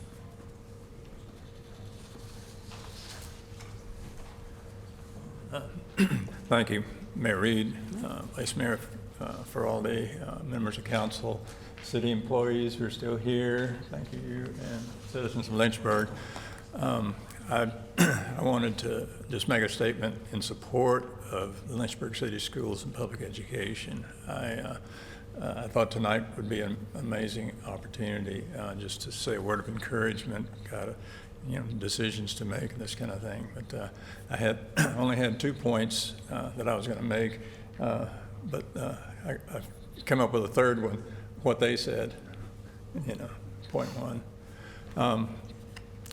I'm kind of a lifelong learner. I'll get to be 75 years old in a few months, and I completed a pastor work for 42 years, and just completed 12 years of being a chaplain at Virginia Baptist Hospital. But I learned something just a few years ago. Our daughter became a curator in an aquarium. Anybody ever heard of that yet? Anybody heard of being a curator in an aquarium? She was, curator. She was in charge of the health and well-being of the animals, the live beings in the aquarium, and it just kind of messed with my mind a little bit, and I realized the fact that the other 3 children in my family turned out to be teachers, educators, public schools. I married a public school educator, and so I've lived with public school education for a long time. And one of the things that I've heard from all of them and other friends is that you have to nurture, you have to discover the preacher. Oh, this is cool. You have to discover the person and nurture that person before they're able to appropriate understanding of the material, the curriculum. And so, that's a dynamic that I want you all to listen to, as you make your decisions about who is going to be on the school board. The other thing is I want to make a comment about supporting public education. The only image I came up with was a Jenga block tower. You might have seen, play Jenga in little blocks, and you pull one out of the bottom and put it on top and so on. It's important for us not to undercut the resources for public education while piling more expectations on them, particularly with artificial intelligence and misinformation that's going on. But and just finally, I want you to know that you're in my prayers as you make the decisions about public schools. Thank you very much. Appreciate it. Okay. We'll now hear from a citizen regarding a matter, Ms. Jennifer Staten. Please restate your name and your locality of residence. My name is Jennifer Staten. I'm a resident of Ward 1. First, I want to thank you for inviting the ECG Air Force JROTC Color Guard to present the colors tonight. Cadet Lieutenant Colonel Staten, Color Guard Commander, and Cadet Corps Commander is my daughter. She's a senior at EC Glass, and the Air Force JROTC program has been a significant part of her high school experience. She will continue on her path to military service in the fall at Virginia Tech, serving in the Corps of Cadets, Air Force ROTC. We are extremely grateful for the program as well as many other programs that may be deemed as extras by some. The most important lessons she has leaving EC Glass are not the ones from the English or math class. The problem solving and organizational skills she has learned doing tech theater and the leadership and communication skills, as well as the deep understanding of patriotism that she has developed in JROTC will undoubtedly take her far. Patriotism is respecting the laws of our country and the governmental process. It is believing that everyone in America deserves equal rights and equal opportunities. Patriotism is not defined by symbolically putting one's hand on their heart during the national anthem. Patriotism is showing vigorous loyalty, support for, and pride in our nation and in our communities. In the AFJROTC program, students are taught that service to our community means service before self and showing integrity in all you do. I can't imagine anyone working harder to follow these values than Dr. Edwards. For some council members and their vocal supporters to keep coming up with reasons to publicly shame our superintendent and call for her resignation is not only overstepping their duties as councilmen, it is disrespectful for her to her service to our community. The true ironic part of their actions is that some councilmen and their supporters, one of whom is running for school board, have a long history of disrupting public meetings. The utter disrespect that some members of this council have shown to the mayor and the public in the last month is truly what unpatriotic looks like. Y'all pass notes calling each other's names, mansplained, use your social media accounts to demean marginalized citizens of this community. Roll your eyes at constituents that you don't agree with as they speak, and tolerate your supporters heckling speakers during public comment without removing them from chambers. You have bullied our hardworking city staff. Additionally, I was in attendance at the school board meeting where Vice Mayor Farid did not agree with a vote, and he disrupted the meeting with threats of not reappointing school board members that did not vote in the way he wanted them to. At another school board meeting that was closed to the public due to COVID protocols, Mr. Glover stormed in, demanding to speak in person, disrupting the meeting and leaving LPD and school board members unsure of what to do. These are a few of the ways I have personally witnessed efforts to silence opposing voices and outright attempt to disrupt government processes. Y'all could learn a lot from those ROTC students about service to this community and integrity in all you do. Thank you. We will now hear from a citizen regarding a matter, F.J. Jalil. Please restate your name and locality of residence.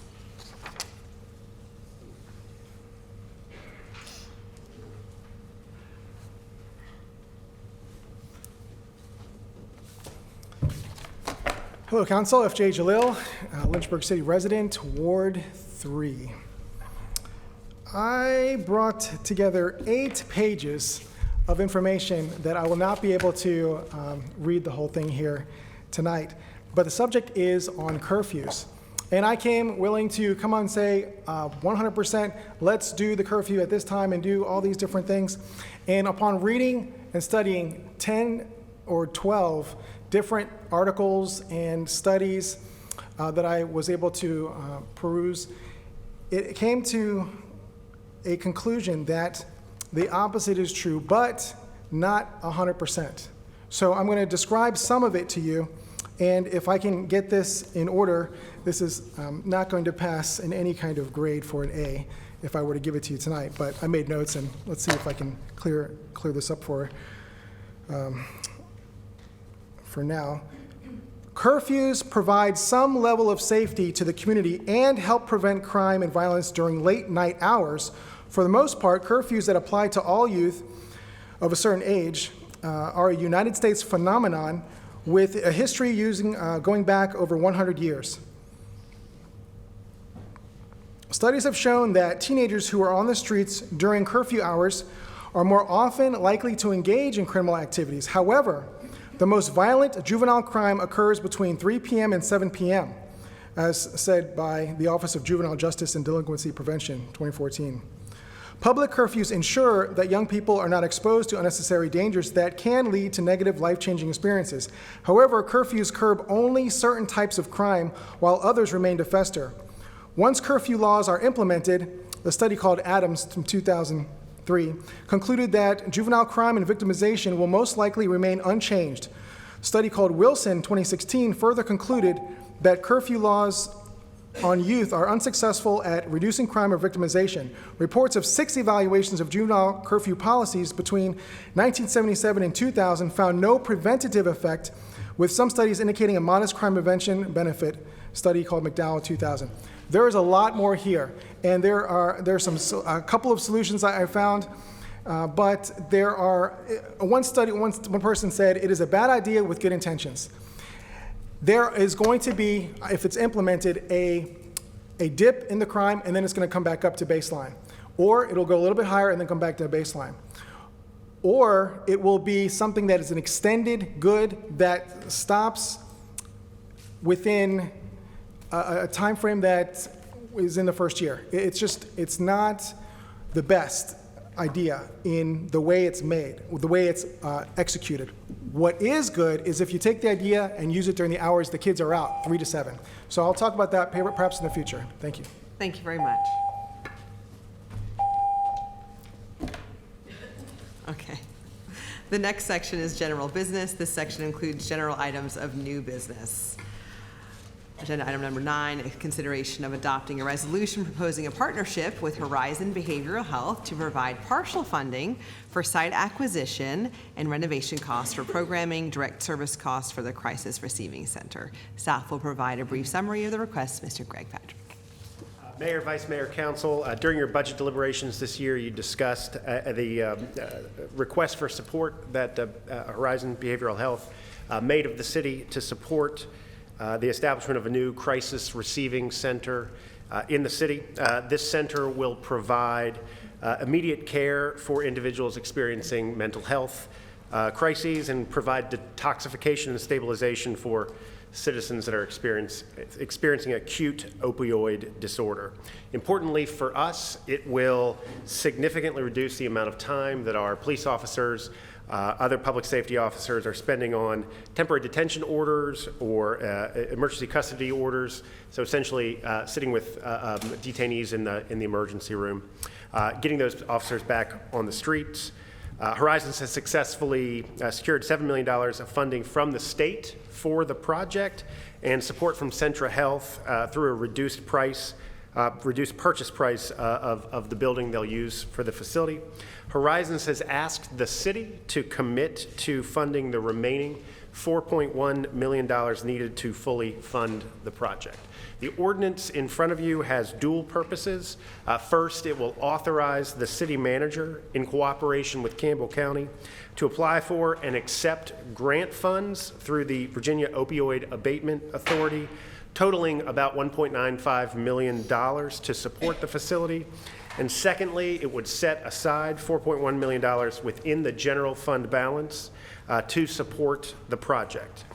The grant funds, if they were to be awarded, would offset the $4.1 million funding gap for the project. Horizons has also committed to continue fundraising for the project to further reduce that shortfall. It's important to note that this ordinance would not appropriate that $4.1 million. It would earmark the funds in the general fund balance for the project. Council would need to come back and appropriate these funds at a future date once we know the actual funding gap. And Melissa Lucy, the Executive Director of Horizons, is here should you have any additional questions. Thank you very much. I appreciate that. Vice Mayor Faraldi, I know you had a question. So moved, and I would speak to the motion if I have a second. You had a motion and a second. All right, and now you have comment. Before I Sorry speak, about I don't know if Ms. Lucy had anything she wanted to offer, if anything, since she is here. I know I said you probably didn't have to speak via email, but now I'm throwing you for a ringer. Offer other than what I've said before, unless you all have questions for me. The only thing I will say is I think this is going to be great for our community. I'm very excited about the project, and I do think it's going to greatly reduce the time law enforcement has to be present with emergency custody orders and temporary detention orders. Thank you. You're welcome. Yes. This resolution, I guess this is something I just want to bring to your attention to see if the clerk needs to modify anything. The resolution is specific to the application being done by the city of Lynchburg. I don't know if it's a joint application with Campbell County, but that probably needs to be amended. Okay, so. Because we could apply for more money if we did it jointly as a regional program. That's the reason it's a joint application.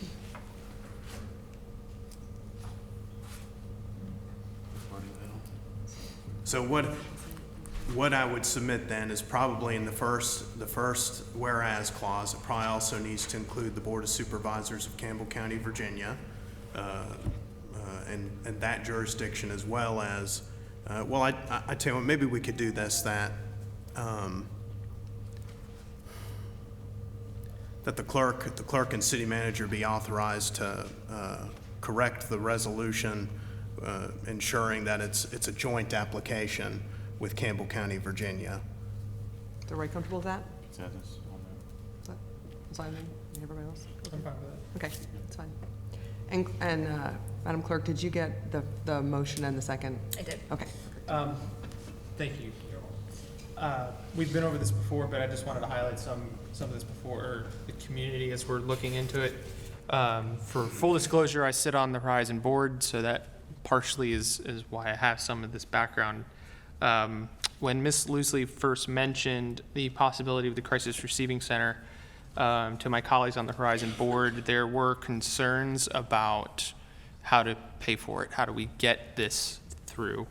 One thing we did know that this was of utmost importance. The Crisis Receiving Center will be a location where folks who are struggling with mental health issues are able to go. Right now, if you have a child, if you have a family member, a friend, you take out an emergency custody order or a temporary custody order, and they're actually sent with a law enforcement officer to the hospital, and that law enforcement officer has to stay with that person for upwards of 72 hours, if not more, and that's statewide.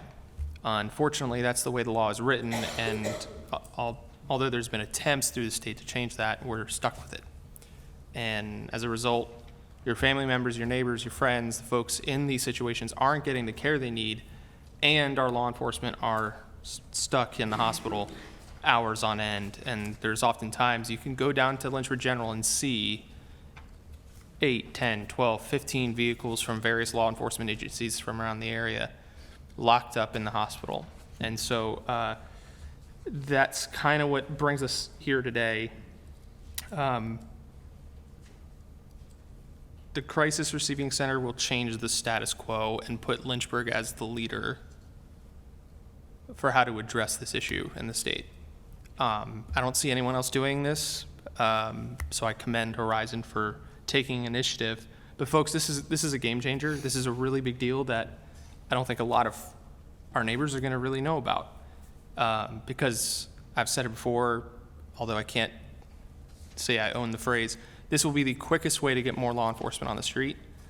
This will improve the services to the folks who desperately need it in their most dire situations. And to top it all off, there's 70 jobs associated or so with the project. So it has an economic development piece. I mean, it is a no-brainer, and I'm fully confident that everyone here will vote for it. But I felt like we have to get all of that out there to really understand the sheer impact that this $4 million could really serve. And I couldn't be more pleased to work with Ms. Lucy and the rest of the board to get us to this point. A couple thank yous. I do want to thank Senator Newman for successfully advocating for that $7 million. I do want to thank Campbell County for being willing to work with us. Thank you to our city manager for, when I brought this to him, all over it and getting this to this level of collaboration where we're able to vote for it today. And then also, again, to Melissa and the Horizon Board for your leadership and vision for the CRC here in Lynchburg. And I hope that Lynchburg can continue to lead the Commonwealth on the issues that are most important. And so with that, Madam Mayor, I humbly submit this might be one of the most important things any of us vote for on our time in council. I think it's great. Anybody else have any comments before we vote? Oh, right, sorry, Councilman Missions? Yeah, so kind of just dovetailing on what Vice Mayor Faraldi said, it's a tremendous opportunity. It's going to put us on the cutting edge on how we handle mental health care from the streets, which is what matters, right? To have a proper place and procedures and intake center to take these people in these times of crisis when they need it. And it's not just going to have a positive impact on public safety resources, but it's also going to have a positive impact on the capacity in our emergency department. And that's something that's not really spoken to about this, because Lynchburg General is one of the busiest emergency departments in the Commonwealth, something a lot of people don't typically know. And anything that we can do to relieve the burden on them and our public safety system is just going to trickle right on down to people that are having other emergencies, other times of need and crisis, and it's just going to make everything flow better. So I'm just really excited about this opportunity. Thankful to you guys at Horizon. Thank you to the Vice Mayor for spearheading this. And this is, I mean, it's a grand slam. There's no other way to say it. So I'm excited to support this. Councilman Huddleston? You know, as I look at this, I understand the assistance with the ECOs. I guess a couple things though that we got to really think about. Lots of times money comes in easily to build the facility. The difficulty is the operations and the ongoing operations of the facility. I see that in a portion of this says the proposal will fund the site acquisition and renovation costs for fiscal year 2024, and then a portion of the programming services for the next 3 years. Maybe you can address. We don't want to have a building that is sitting there with great intent, but not able to be, run and operated. Huh? Ongoing. In addition to that, because obviously you have inflation and other things that are going to come into play many years down the road, we're going to continue to look for additional grants that would help us offset funding needs that we would have ongoing. But we've already got a guarantee from the state through the General Assembly for 2.2 ongoing. So 2.1 for the ongoing operations. 2.2 for the ongoing. 2.2. The Vice Mayor said that there'd be 70 new jobs, so. It's a little more than 70, but yes. So with that, it doesn't seem like, other than if you're paying them, $20,000 or whatever plus benefits. No, because we're also going to have billing. So Okay. you're going to have billing. So you have, the billing is built into our proposal. So in addition to the billing that we would have to bring revenue into the program, we've also requested the state to give us the difference of what that would make up in order to make us whole, which is 2.2. and they have approved that. So, and I hope in your fundraising efforts that you're, looking at, because as the Vice Mayor and others have said, and I've witnessed firsthand, our officers that sit over at Lynchburg General for a long period of time, with that, if that takes the pressure off of Lynchburg General, It would take the pressure off. hopefully Centra can be a big pitch in for this thing, because it's taking a lot of pressure off. Because of the fact that they're asking now for other things with regarding institutional zoning. Our officers have sat over there. I've done ride-alongs, and we sit there for 8 hours. Or more.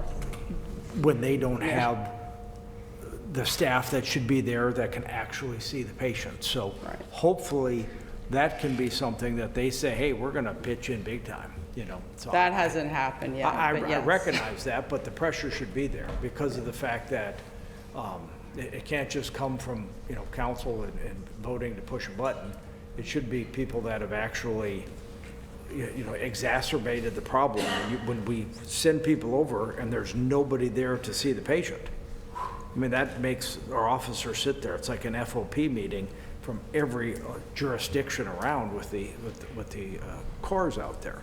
And so if they can say, I've asked them a long time ago, it'd been great if they could have had the old facility like they used to, where they had people came in, they had them in a secure location.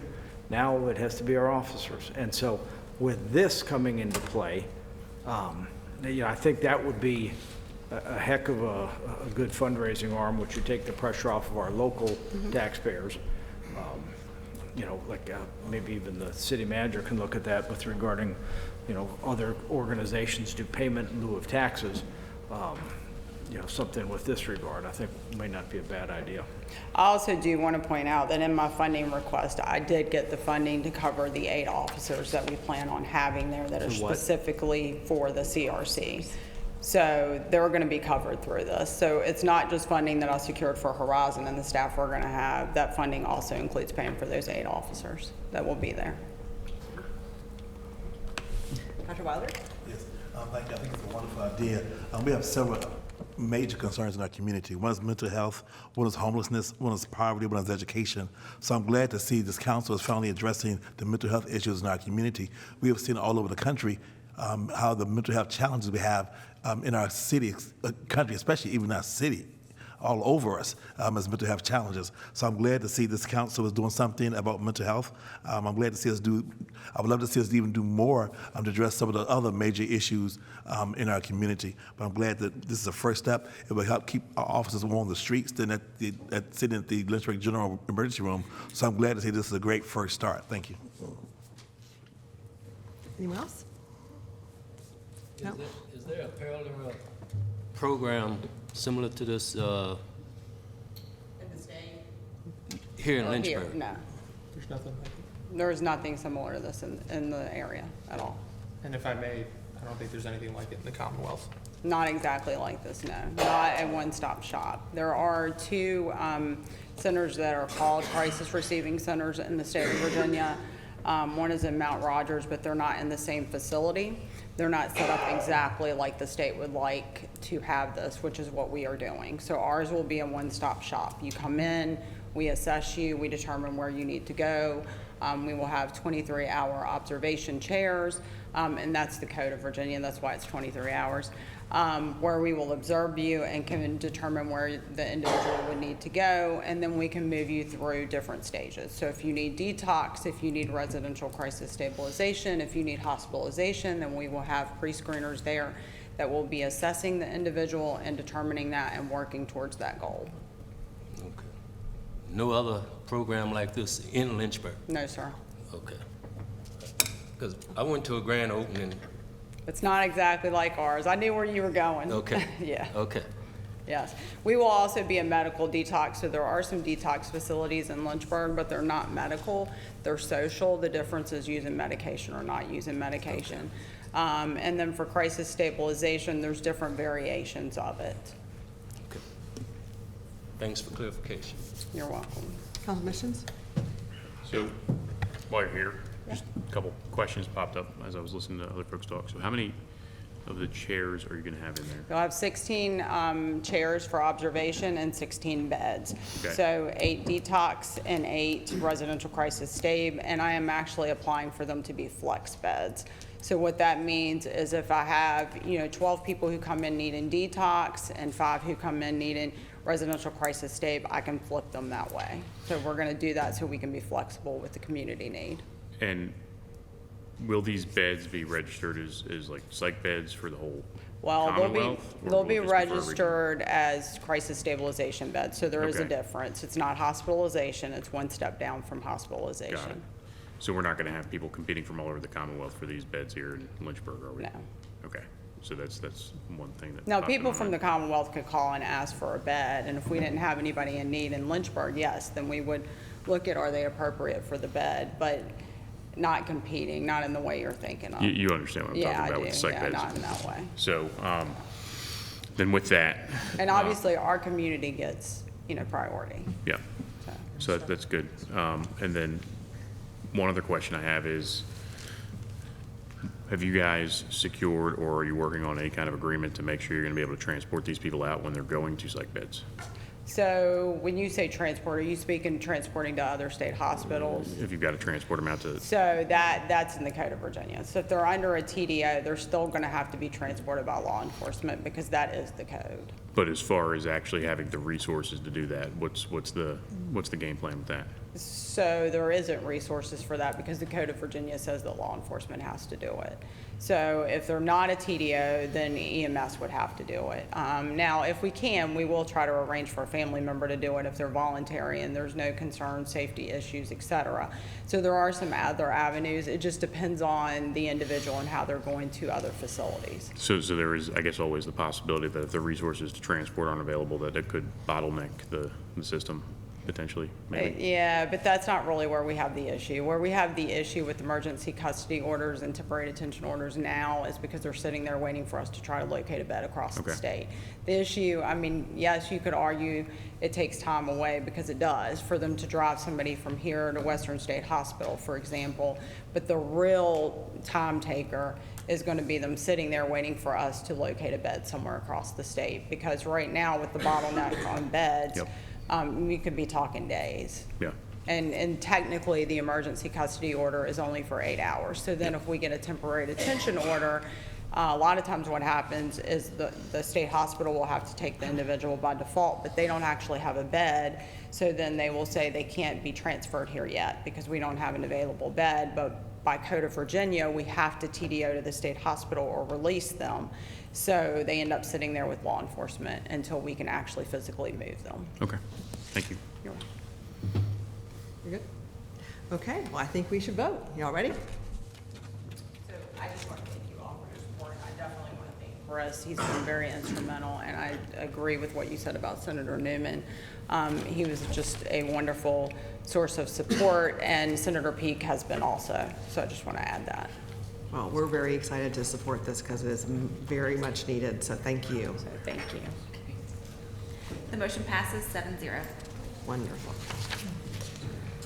Okay, moving on. Consideration of introducing a resolution amending the fiscal year 2023 general fund budget and appropriating $9,000 to the Parks and Recreation fees budget for the Healthy Kids Bucks program. Staff will provide a brief summary of the request. Mr. Darius Slaughter. Oh, you're not Darius Slaughter. I'm Kent White, but Darius Slaughter deserves a lot of credit along with Parks and Rec staff to bring this to us. The funding for this would be made available through the Molina Healthcare Foundation, through the Friends of the Lynchburg Community Market, and in partnership with Virginia Cooperative Extension.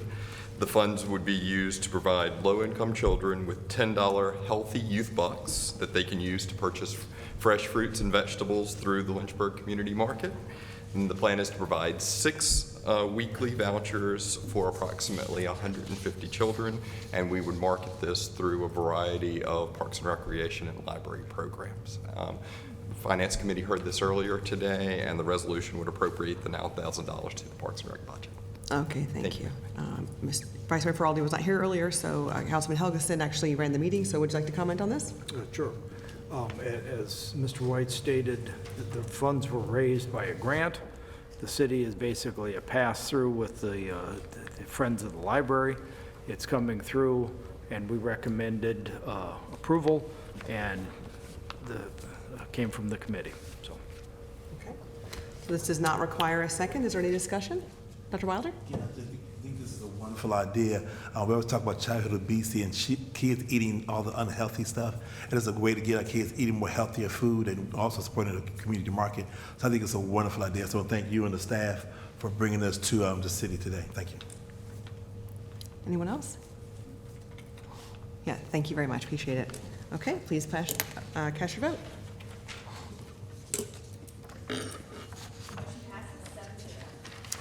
Great, thank you. Okay, moving on, we will now do our second reading of the adoption of the fiscal year 2024 budget, consideration of adopting resolution R23046 appropriating the fiscal year 2024 general fund operating budget, excluding discretionary external service providers and schools operating budget. May I have a motion? Okay, do I have a second? Second. Okay, any additional discussion? Dr. Wilder? I do not support this motion because it also includes the lowering too low of the real estate tax rate. So that's why I do not support this motion. Thank you. Okay, anyone else? All right, let's vote.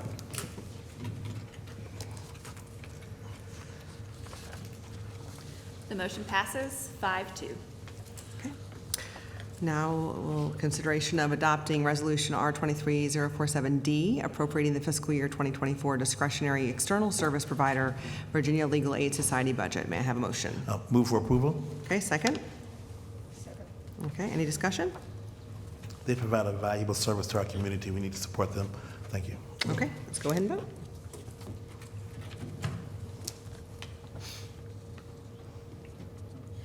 Councilmember Dolan, can you cast your vote? Yeah. The motion passes 5-2. Okay. Consideration of adopting resolution R23049, appropriating the fiscal year 2024 schools operating budget by major classification. May I have a motion? Okay, second. Do I have a second? Sorry. Do I have a second? Second. Okay. Any discussion? Dr. Wilder? I do not approve this motion because I don't approve of the classification system. I think we need to give the school system and the school board more authority in their own budget. That's also, I do not approve of the amount that's being asked for. They asked for an amount, I think, of 47, I believe, whatever the amount was, and this is a grossly much less amount than what they had requested for. Thank you. Okay, thank you. Anyone else? Council missions? Oh, I'm sorry. I'm just saying I'm not supporting it either because well, first off, I don't think that, I don't really feel that the categorized system has been proven. I think out of the 131 school districts, about 13 use this system, and I doubt whether or not we even went to them to see how it's working for them. And I also don't approve the reduction in the money for the schools. Okay. I'm not supporting it. Council missions? So a couple things to Councilmember Dolan's comments. I actually spoke with the former assistant CFO of Spotsylvania County Schools that does this, and they've been doing it for a long time, and they absolutely love it. So there are plenty of great ways to do this. But I just want to point out one thing, is that the resolution that we are voting on is for $109.3 total million appropriated to the school division. That's what I'm looking at it right here. And that includes state funding and local funding, which is a $2.8 million increase in funding for Lynchburg City Schools net over what they received last year.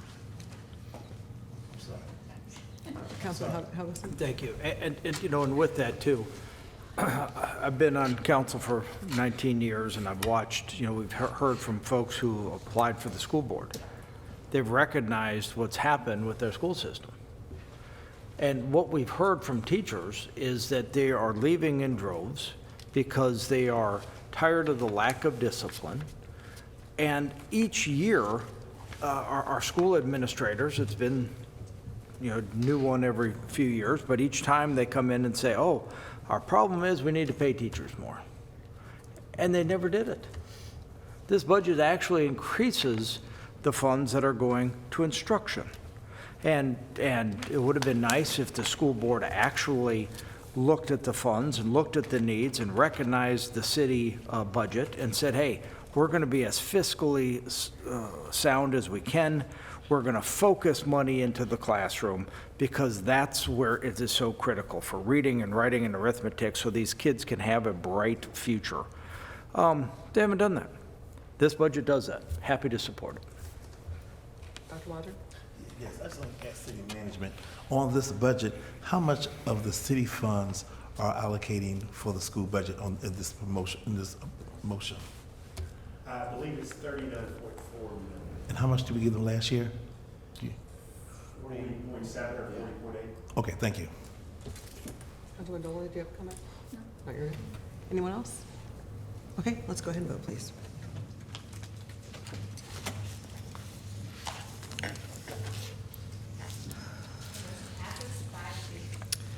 Okay, consideration of adopting Resolution R23050, adopting the fiscal year 2024 to 2028 capital improvement program and appropriating the fiscal year 2024 capital budget. May I have a motion? Move for approval. Okay, may I have a second?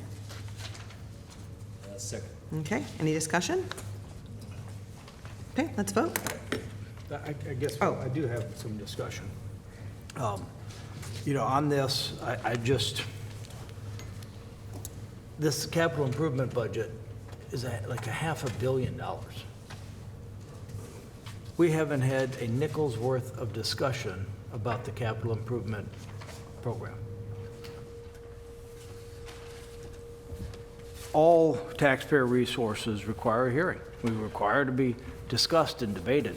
As I looked at it, there's lots of new proposals that are in this capital improvement budget. And I was glad that Vice Mayor Faraldi, after he voted against it last time, it got me to kind of think that this is the first budget that I've ever been in where we didn't spend some considerable amount of time talking about what these projects are.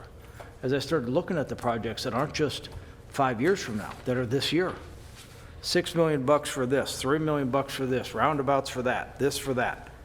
I think this requires us to take a whole lot deeper look, and I'll be voting against this. Okay, let's vote.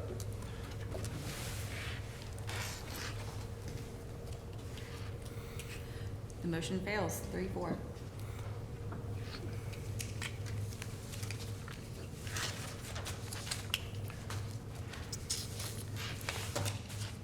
Okay, well, now we will be talking about the citywide curfew. Oh, sorry. What does that mean? So, Madam Mayor, I'm sorry. No, that's good, yeah, go ahead. Just some clarification. So I think if that was accounted for in our general fund budget or as part of our budget, and because it has failed, if we don't have a balanced budget, we need to come back. Right. And if I may approach and so Councilman Heggis, and I hear your comments about the process and maybe that this year it wasn't to your expectation. We first met, many of you cycled on the council as of January 1, and you were sworn in. Soon thereafter, we began a process that started as early as February with a budget retreat. It was, I think, even before the 28th, and my memory is not serving me, and Donna Witt isn't here. She's helping a grandbaby graduate from a different program, so it's great. I'm glad she did. We had at least twice where we came before you and kind of separated old and new projects. She actually walked you through a presentation that took you through all of the new projects, showed the different sides and what they were, showed their values, and throughout the process, realizing it started kind of in earnest, probably beginning of February and a little bit through. So we've had February, March, April. Are we in May now? We're in May. And with each one of those things, I think in total, we received over 100 budget questions that we turned around quickly, adeptly, giving those information. And throughout that process, it was always encouraged that if there was some kind of question about any part of the budget, that we were asked to come back and give us feedback. And I encouraged and kept saying, if you have questions, each one of my things I say, if you have questions, please contact me, thank you. So we did take 2 meetings to walk through the capital improvement program.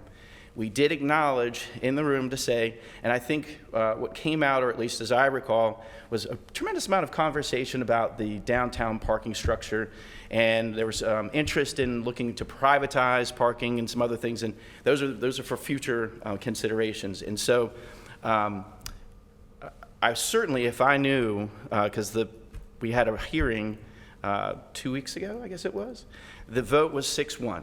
And in between that vote and now, I haven't heard anything. I haven't heard that said, let's have a special meeting, let's have something else, because I have a concern about not being taken through the capital improvement plan in a methodology or in a way that gives me greater opportunity to understand or ask questions or any of that. Because I certainly hope that we've shown as a staff, as a group, our responsiveness to your questions throughout this whole entire budget process. So I don't know the right word. I'm disappointed that obviously that it failed, but now this puts us into a bit of a pickle because now we have an unbalanced budget, and I'm looking at our city attorney. If that is in fact the case, by way of hearing and other, we then have to come back June 13th. You could, Yeah. you would have to come back June 13th. You've done the first reading on this particular component, so I think you're okay doing just one additional reading. Certainly with what the manager has just said, this council could reconsider its vote if it wanted to and proceed on and vote again on it, but that's certainly at council's discretion. I'm disappointed in myself that I didn't take enough time to maybe understand fully that there was more interest in the capital, interest in kind of vetting the capital improvement plan. Thank you. I wanted to be clear that there was not any insinuation that you were disappointed in us. Oh, not at all. No, no insinuation there. It's one of those, wanted to make sure that the process itself, I've done, hopefully, you, and I thank each of you. You've spent every Tuesday since the middle of March coming in here, rolling up your sleeves, asking us really fantastic questions. And this is one of those things particularly, and again, maybe it's one of those questions not asked. The vote at the first hearing was 6-1.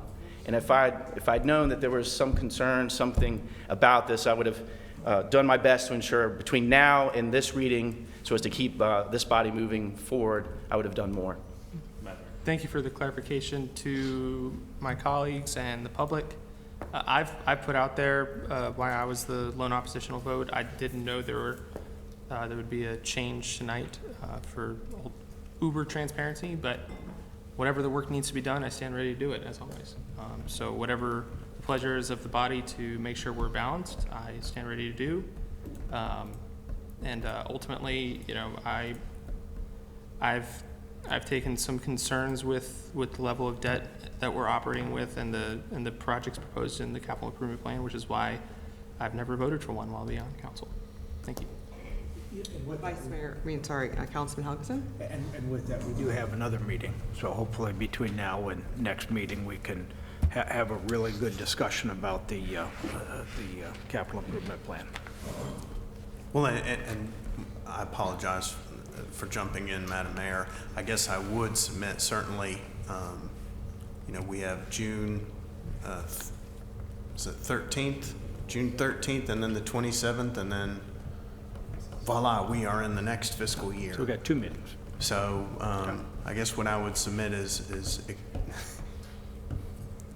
we do have a time crunch here as far as making sure we have a balanced budget before the next fiscal year. So I just add that. Sounds good. We got the curfew run. Sorry. And I'll share with you why I didn't vote against it, and just kind of coming to grips with some of the things, talking to some folks, seeing the direction that we're headed with a lot of different lanes we're running in. We got a pretty big decision coming up regarding schools with the consultants and consolidation. And I'm concerned, as is the vice mayor, about the amount of money we're spending, right? And maybe we need to back off of some of that, because if we are going to consolidate some schools, we need to also make sure we have the resources available to make sure the schools that will remain in the, not next school year, but the school year after that, are in tip-top shape, ready for those students.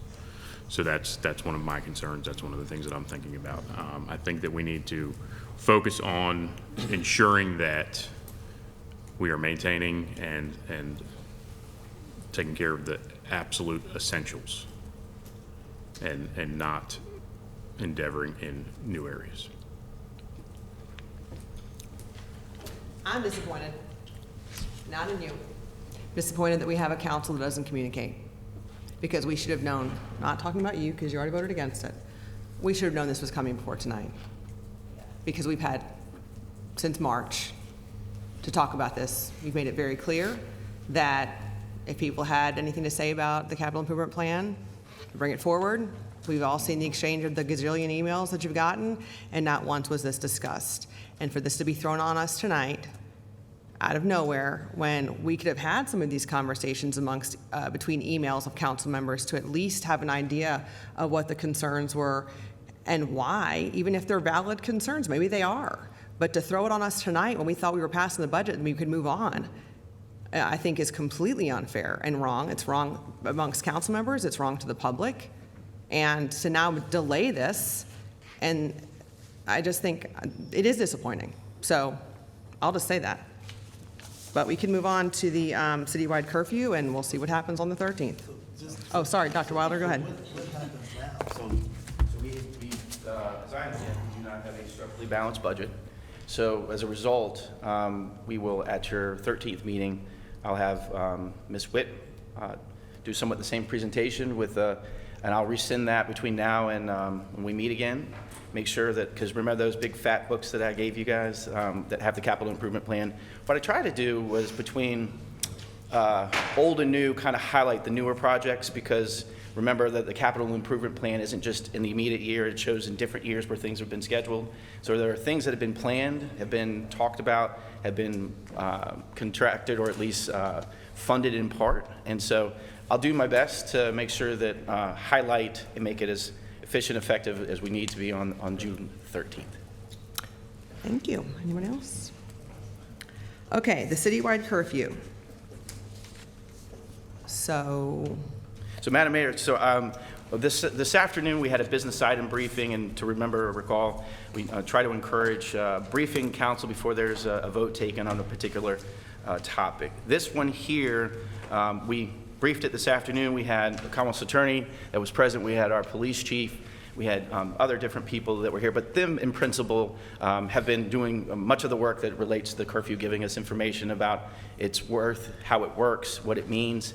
Obviously, our city attorney has worked together to make sure that those examples from the different cities, we've tried to get the best one that maybe suits our city, maybe to the degree that we understand it the best.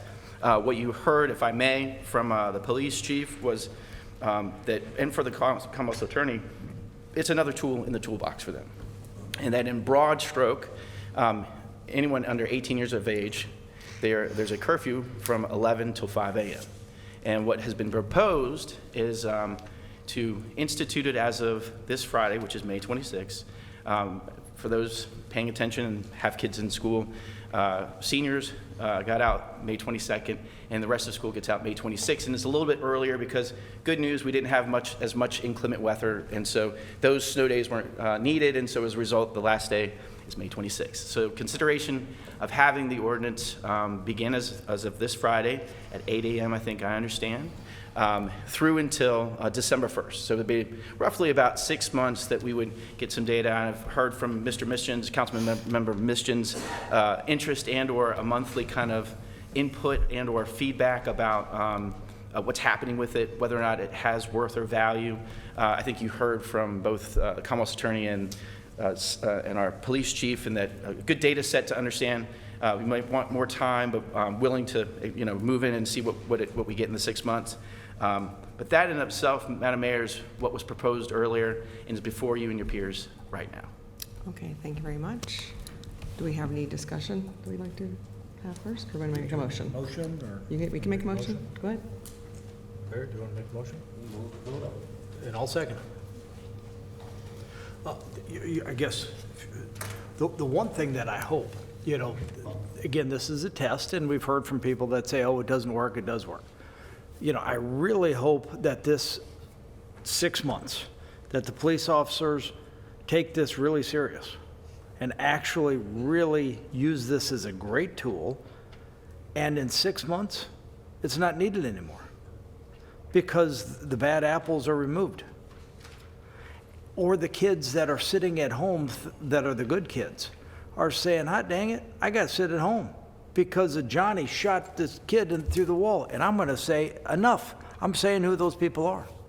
So I hope this can be very effective and where it's short-lived because it comes in, maybe in 6 months it isn't effective. Maybe we need to back it down to 9:30 or 10 o'clock and keep on. But hopefully this 6 months will be good enough to say it's going to clean up house. And so I think this is an excellent test. It's for the juveniles. And again, I think we have a good balance between safety and liberty. Because some of these things that have been happening, we've been watching the police reports and we've been watching the television, and we recognize the rise of young gang members and the violence that has happened across the city. That's got to stop. And this is hopefully a great test. Hopefully this first 6 months it'll be utilized very seriously. And 6 months from now, we're going to be a whole new day for the safety of our citizens, for the safety of the other young kids that don't need that bad influence. I'll be supporting this, and hopefully it'll be very effective. Okay, so you made the motion? No, Larry did, and I seconded it. Okay, second, okay. So, Larry, did you want to speak to it? Or Councilman Taylor, sorry. I believe curfew is needful. You say 6 months, I say it should be indefinite.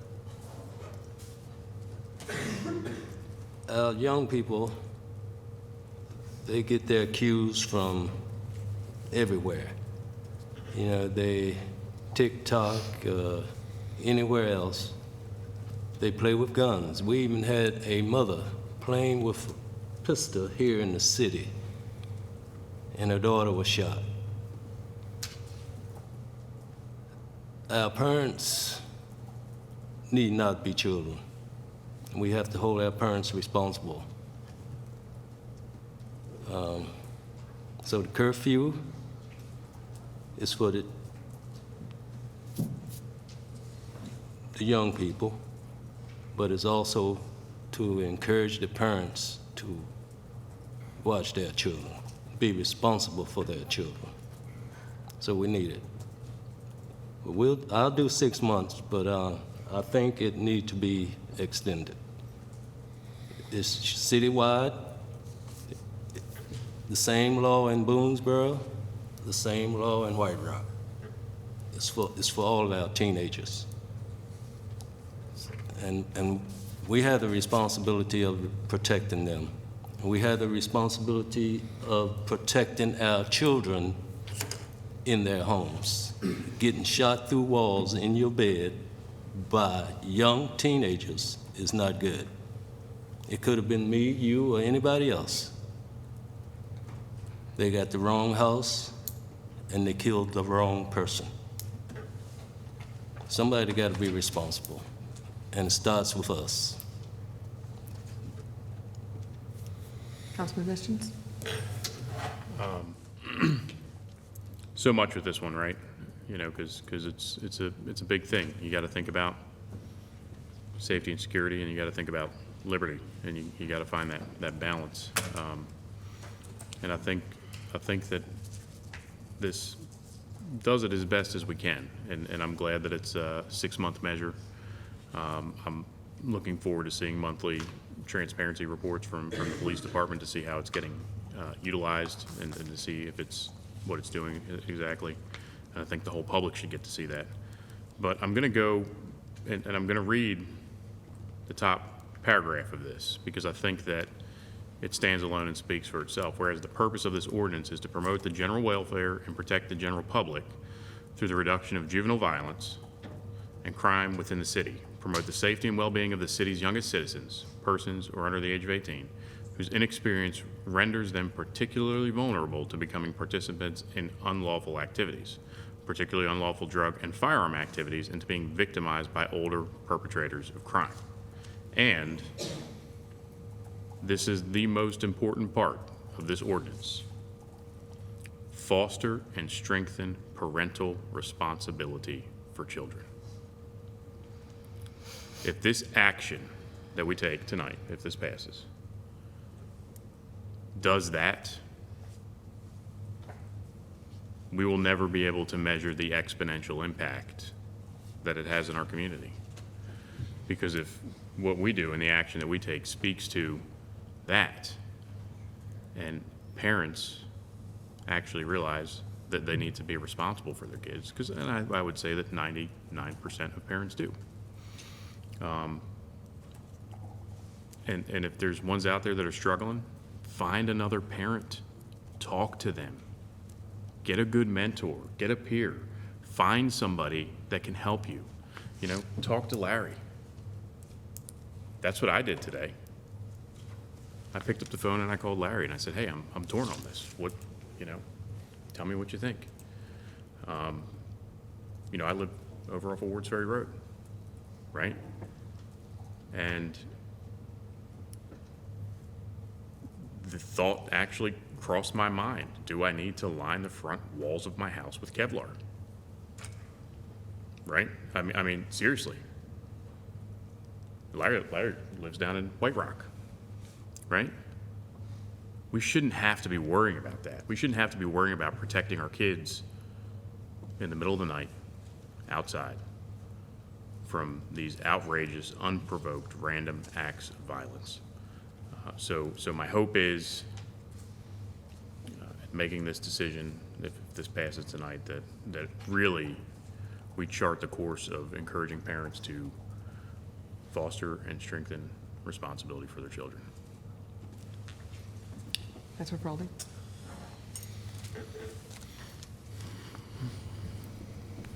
I think the commenter who spoke briefly on this, and very brief at that, highlighted the underlying sentiment that I've arrived at, that this has good intentions, but I want to... one of my mentors in college was a professor. She taught me that intentions and outcomes are two different things, especially in public policy. And this is one of those times where I think council's in a very interesting space that isn't just a conditional use permit or a rezoning petition, or do we put a roundabout in or not? I mean, it's very much a legislative exercise, to say the least. And I don't think the outcome of what we're considering tonight is going to meet the expectation.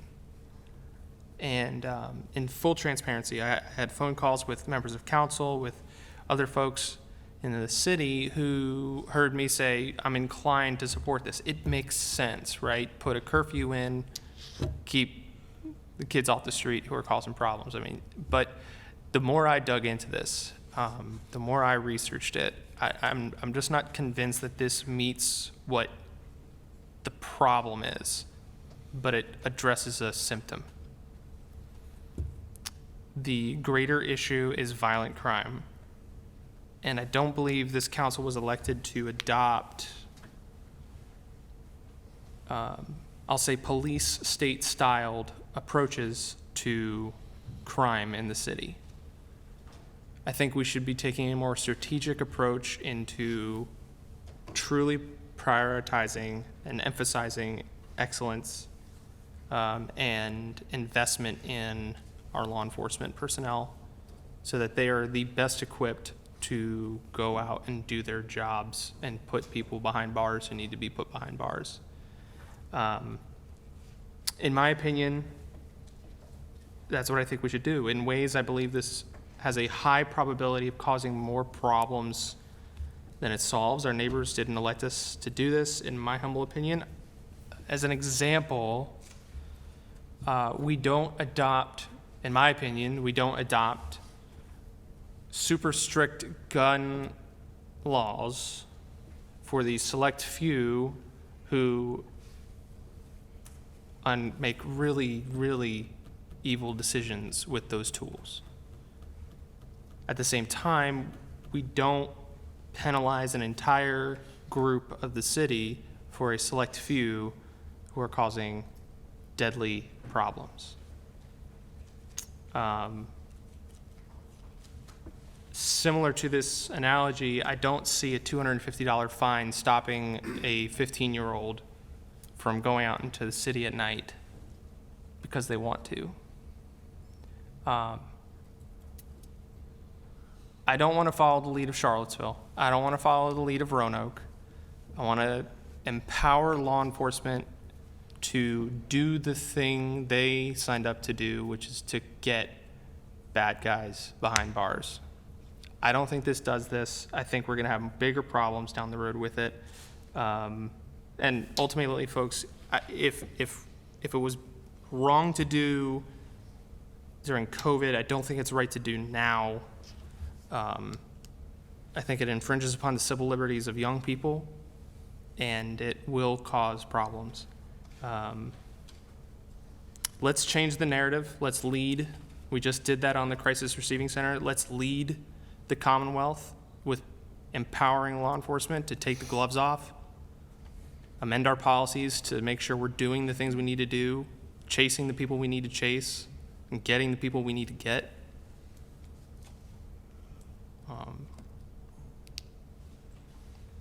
And I hope we can find the right tool to strategically target violent crime in the city. I sent an email to my colleagues and some of city staff that has 2 peer-reviewed studies speaking to this, and I would hope my colleagues would consider that this may not be the right way to go about this. And so I'll be voting against this, and again, charging city staff, from my opinion, that a whole complete review of everything we do, top to bottom, with law enforcement in the city needs to be undertaken. Until these folks are found, these gangs are taken care of, these criminals are locked up. In my mind, it's a war to take back our streets, and that's my mentality. And I don't believe this policy meets muster. So I'll be voting no. Anyone else? Just a couple more brief items, and that speaks to my point. We got someone raising their hand to speak, and we're about to vote on this without public comment, and it's going to impact thousands of families. I just think there's constitutional issues. I think there's lack of input from the public. I think there's lack of effectiveness, efficacy, and rollout. So I'd ask us to vote on it and move on, but I'll be voting no. Where do you live? You live out Enterprise Drive, right? Where have I lived? Well, let me tell you something. I've lived all over the city. I've lived downtown. I've lived in Well, Florida. I still live downtown, and I talk to people downtown. My constituents ask me for a curfew, they're gonna get one. Public safety, okay? You don't have 15, 16 years out in your neighborhood walking around doing whatever they want to do after midnight, okay? I do. And we need to stop it. And I'm voting yes. And one. Madam Mayor. Vice Mayor Colby. You know, I appreciate the advocacy that was just demonstrated.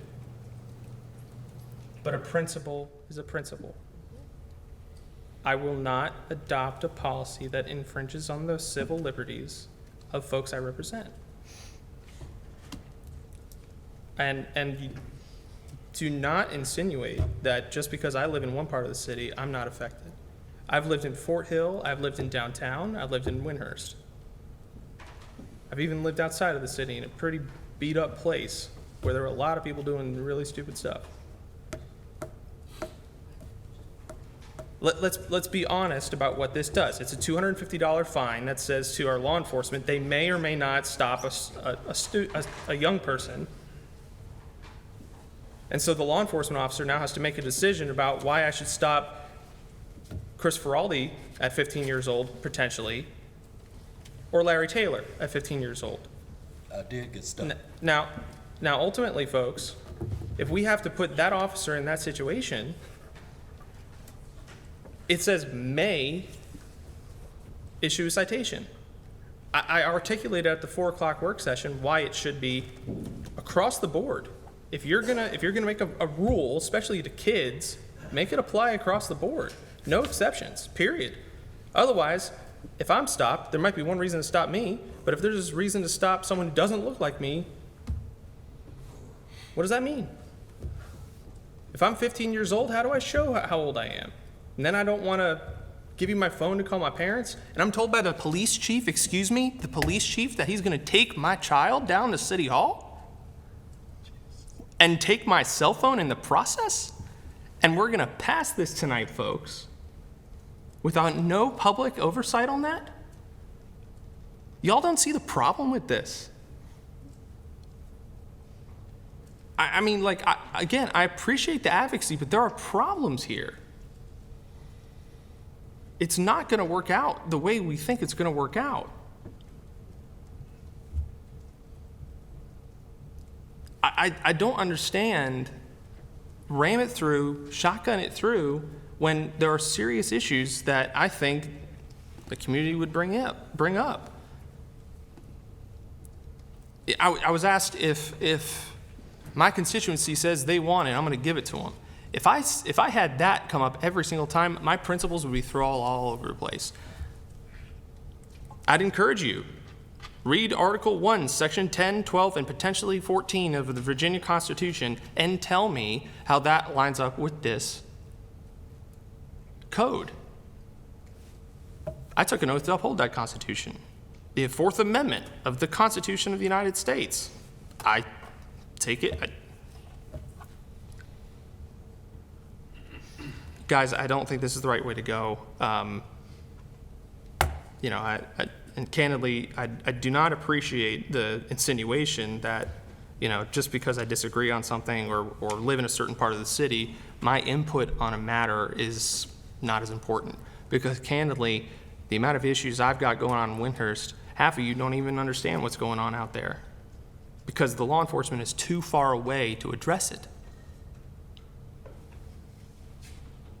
Every citizen matters. Every citizen has buy-in, especially our young people. If you want to get a real bad taste in a young person's mouth, they just happen to be walking down the road at 11 o'clock at night, we adopt this thing, they're taken downtown, and they take their phone away because they don't want to give them their phone or tell them how old they are, and you got a parent who's ticked off that they have to come down to City Hall because you decided to take my kid in for whatever reason.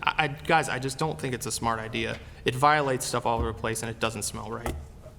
So I have some thoughts. don't insinuate that just because I live in a certain part of the city that I don't understand. I have some thoughts. So first of all, and I'll get to you, Councilman Hutchinson, so give me a second. So I think what we're dealing with here is a couple things, and I'm listening to everybody, and I have reached out to the community. I've gone over to Floyd Street. I've talked to neighbors right there where Kingston was murdered. I went to the vigil. I've reached out, and I've gotten emails. We've all gotten emails and from people on both sides of this.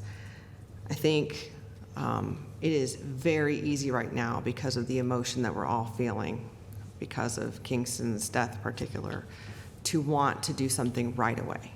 We had a lot of times in the aftermath of these situations, we can want to make knee-jerk reactions because we want to put an end to this. Of course, as a community, we do. We don't want another death. We don't want another murder. We don't want another death at the hands of youth involved in crime. So I think we all feel that way, and the curfew seems like a first step to that. You know, maybe we can do something right now that maybe will help curb some of this. So I hear you, and I think there's people from all over downtown that I've talked to that agree. They're in agreement. You know, I've asked how people feel down in that part of the city where this crime took place specifically, how they feel, and they've said that they support the curfew. So I've listened to the people specifically in that part of the city, and they support it, because I think, again, at this point, anything that might help a step in the right direction, people are willing to move on. So I've had that conversation. I've had conversations with people in the community who are just saying, what else can be done? Because I love the idea of what 6 months sounds like, and if that was all it took to cure what's wrong in our city, I mean, that would be a miracle from the Lord as far as I'm concerned if it was 6 months. But we all know this is generational. We're dealing with generations of stuff in our city that we have to get a hold on and grip on, and a lot of it has started with inside the home years and years ago, and a lot of it we can't all fix, unfortunately, but we do have a responsibility as a community to try to help. And so I think everyone's intentions are good here. I really do believe that. I don't believe anybody's intention is wrong with trying to come to the table with some piece to try to help what we're dealing with here. So I really do believe that. I think this Thursday, as Mr. Benda alluded to, we're having a meeting over at Diamond Hill Baptist Church that is part of a Take Back Our Streets community coalition, that a lot of people are coming to the table from different parts of the community to try to look at other preventative strategies that we can come together and do alongside our law enforcement community, which they have their role. And we have another group of people, we have even represented tonight, the peacemakers, who have made a vow to go out into the streets and into these homes and try to address some of the people that are involved in some of these crimes, which we appreciate what they're doing. And then we have a segment of the community that wants to come to the table and see what else can we do to try to help with the youth and redirect them and whatever else we can do. So I do believe everybody wants to try to do something. And so I hear what the vice mayor is saying. And that's why I was talking earlier about realistic expectations. What we do not want is for us to put this curfew out and then everybody expect, oh, crime is just going to stop and we're going to be able to get all the bad guys, all the youth that are committing these crimes in the city, and it's just going to go away. I just think, unfortunately, I don't think we're going to see that. I think if it was that easy, our law enforcement officers would have already taken care of it. So what we're hoping to see is maybe a curb at best. But like I said, I've read the data too. A lot of the stuff doesn't show that it does anything magnificent. And we heard from someone earlier that maybe a little bit of an improvement and not much. Only way to find out is by trying. But I do hear what the vice mayor is saying. The other option, if you would like to try, would be make an amendment to the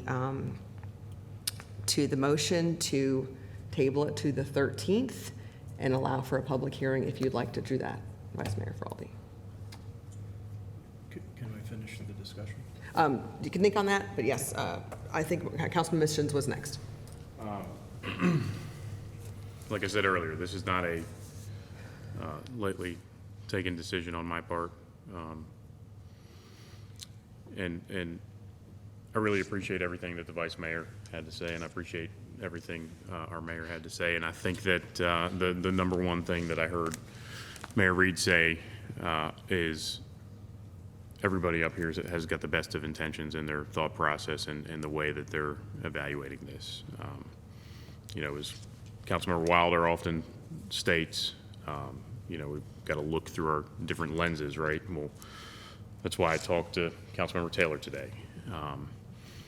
And the lens that I've got is I spent about 15 years working in the streets in the city. And I've been there when you've had a couple teenagers with bullet holes in their chests and they're hanging on for dear life. And I know what that's like. And you know what? It's always in the middle of the night. And, you know, it's, this is a tool.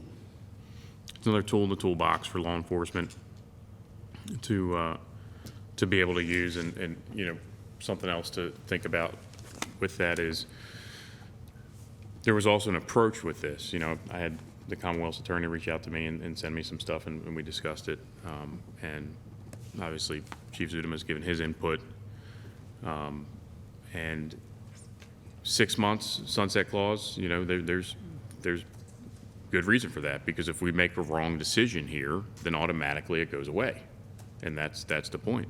And on the flip side of that, one of the reasons why, and I'm really counting on you, Mr. Benda, to make sure we get that monthly reporting in, is because I also believe that the 7 of us up here are wise enough to be able to look at that information, and if 1 month, 2 months, 3 months down the road, we realize this is not doing at all what we intended it to do, we can repeal it, right?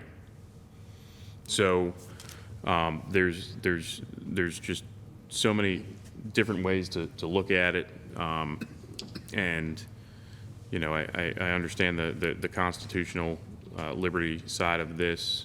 Then there's also the question of minors and their constitutional liberties, and there's been a lot of questions throughout time in our country about when they end with the parent, right? Well, they're a minor, obviously. So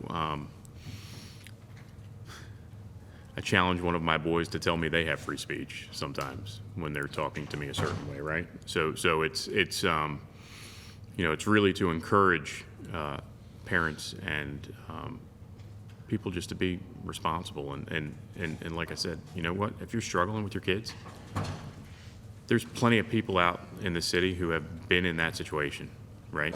Reach out. These guys right out here in the red shirts, talk to them. You know, find mentors, find good examples, find people that they can get plugged into, and that's one of the things that's going to be great about what the mayor's working on, is making sure we coordinate and make those different good options available to keep these kids busy. One of the things that Larry told me today that I thought was great is teenagers need to be getting out there this summer and getting a job, working, coming home tired, and going to sleep, right? Right? And that's kind of the thing, right, that we could encourage with this. And like I said, I'll be the first one. 30 days, 60 days, 90 days down the road, if I look at what we're getting back from the police department, and I say, you know what, this is not doing what it intended to do, let's put it on the agenda to repeal this thing. I'll be the first one to do it. And I think that anybody here will also support that as well. So that's where I'm at. I just want to make it clear, I appreciate all the different perspectives in this conversation. And, you know, if we can save a life and encourage some parental responsibility with this measure, I think that it's a good balance. Why not compromise? Councilman Hungeson? Thank you. You know, and so when I look at this and I hear the discussion, we just got to think back, what has changed in the last couple of years? You know, Richmond has changed lots of things the way our police operate. You know, we've heard from the police chief a while ago that crime rates are down. Well, they're not down. Violent crime is soaring. But you can't pull somebody over because you have a broken taillight. You don't pull somebody over with a bad decal or a late inspection. They don't pull them over, and when they pull them over for those type of things, many times they find guns or drugs or, you know, illegal person, you know, wanted or something. The legalization of drugs in Virginia. Again, all this out of Richmond. We had police dogs that we had to get rid of because they were trained to sniff out drugs. They can't be here anymore, and they're gone. You know, I've heard from lots of our teachers in our public school system. When they tell a kid, pull up their pants because they're dropped down to their knees or whatever, and the kid cusses at the teacher with no consequence. These kind of things, it's inculcating a kind of a pretty bad behavior from lots of the things that have happened in Richmond that said, oh, no problem, we're going to not enforce anything. We're going to not pull you over for these all these violations in your car, or legalized drugs, or it's okay because you had a bad day to cuss at a teacher. We've changed lots of things. I think the beauty of this, and sure, nothing is perfect, but I think it's a new day than some of the data that we've seen before because we haven't had these kind of things. We've had this now.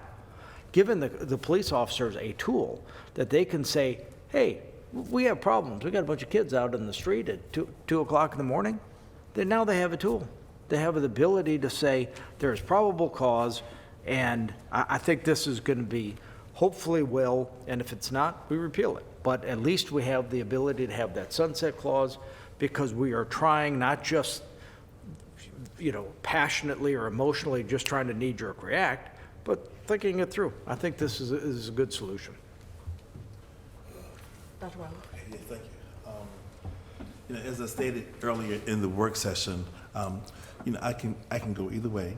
I do see the positive and the negatives, and certain studies have been sent to me saying it's not as effective as you would like. You might have certain intentions, but it just doesn't give you the outcome you're really looking for. So again, I'm willing to give it a try. But again, in talking with the police chief and a couple of attorney officers earlier, one thing I stressed about education with our police officers to make sure it's something that's done equally throughout our community, not just targeting certain people or certain geographic areas or certain situations, or just make sure we're doing it all over our community, that we're not targeting one group of people. I'm also making sure our parents are educated, our community is educated with a community campaign about this project, that they know they're not going to be just going out here arresting kids for no reason or that kind of thing. So I think the communication we give to our community is going to be so crucial that we're not just going to be arresting your kids without the cause and that kind of thing. So at least, like Councilman Hexon just said, it does give our police officers a little more tools in the toolkit that they can address certain situations in our community. So I'm willing to give it a try to see if this works. So I'm willing to go forward with it to see how it does work. I'm just looking at different tools in our toolkit, like with the housing situations, just getting different tools to try to work together, like the school system. You're working on trying to pull SOL scores and try to bridge the divide in our test scores. They just have different tools in the toolkit. They're doing summer camp issues here. They're doing reading programs here. They're doing life behavioral coaches. They're doing all the kind of things they're bringing to our school system, try to help bring up some of these test scores. So sometimes you just doing different items in your community to say what's going to work best for our children, what's going to work best for our community. Commissions? Okay. So I would like to say this. Of the people that show up to our meetings, you are involved. And I appreciate that because you take the time to come and stay very late hours in the middle of the week to participate in our city. There's many of you that have had meetings with me about your concerns in our city. And you've taken the time out of the day also to come express your concerns about our city. So I know that you are mutually concerned, as we are, about what's going on here. And I appreciate that too. So whatever decision we make right now about this curfew, I encourage you all to get others to come alongside and help us as a community, because this is a community effort. We have, like I said, we have the law enforcement that has their job to do, and then we have our job as the city, as the community. I mean, outside of this dais, when we come off of here, we are community members along with you. And so I've pledged to many of you that I want to be in the trenches with all of you, helping be part of the solution too. But I think if you guys, as the example of those who are willing to come be a part of the solution, just participating in the government, can get out and encourage others, hey, this is our city, let's all come together. We can make a big difference, and that includes us all being willing to mentor these children. They need direction. A lot of them do not have the luxury of having a parent at home that actually is doing that for them. So that is a huge piece of it we all could agree on, that they need people pouring into their lives. It doesn't have to be blood relatives, just anyone who is a healthy influence on their life. So I would like to say, let's challenge each other to do that. Just to come alongside these kids however we can and be a good example to them, because I know that makes a huge difference. With that, let's go ahead and vote.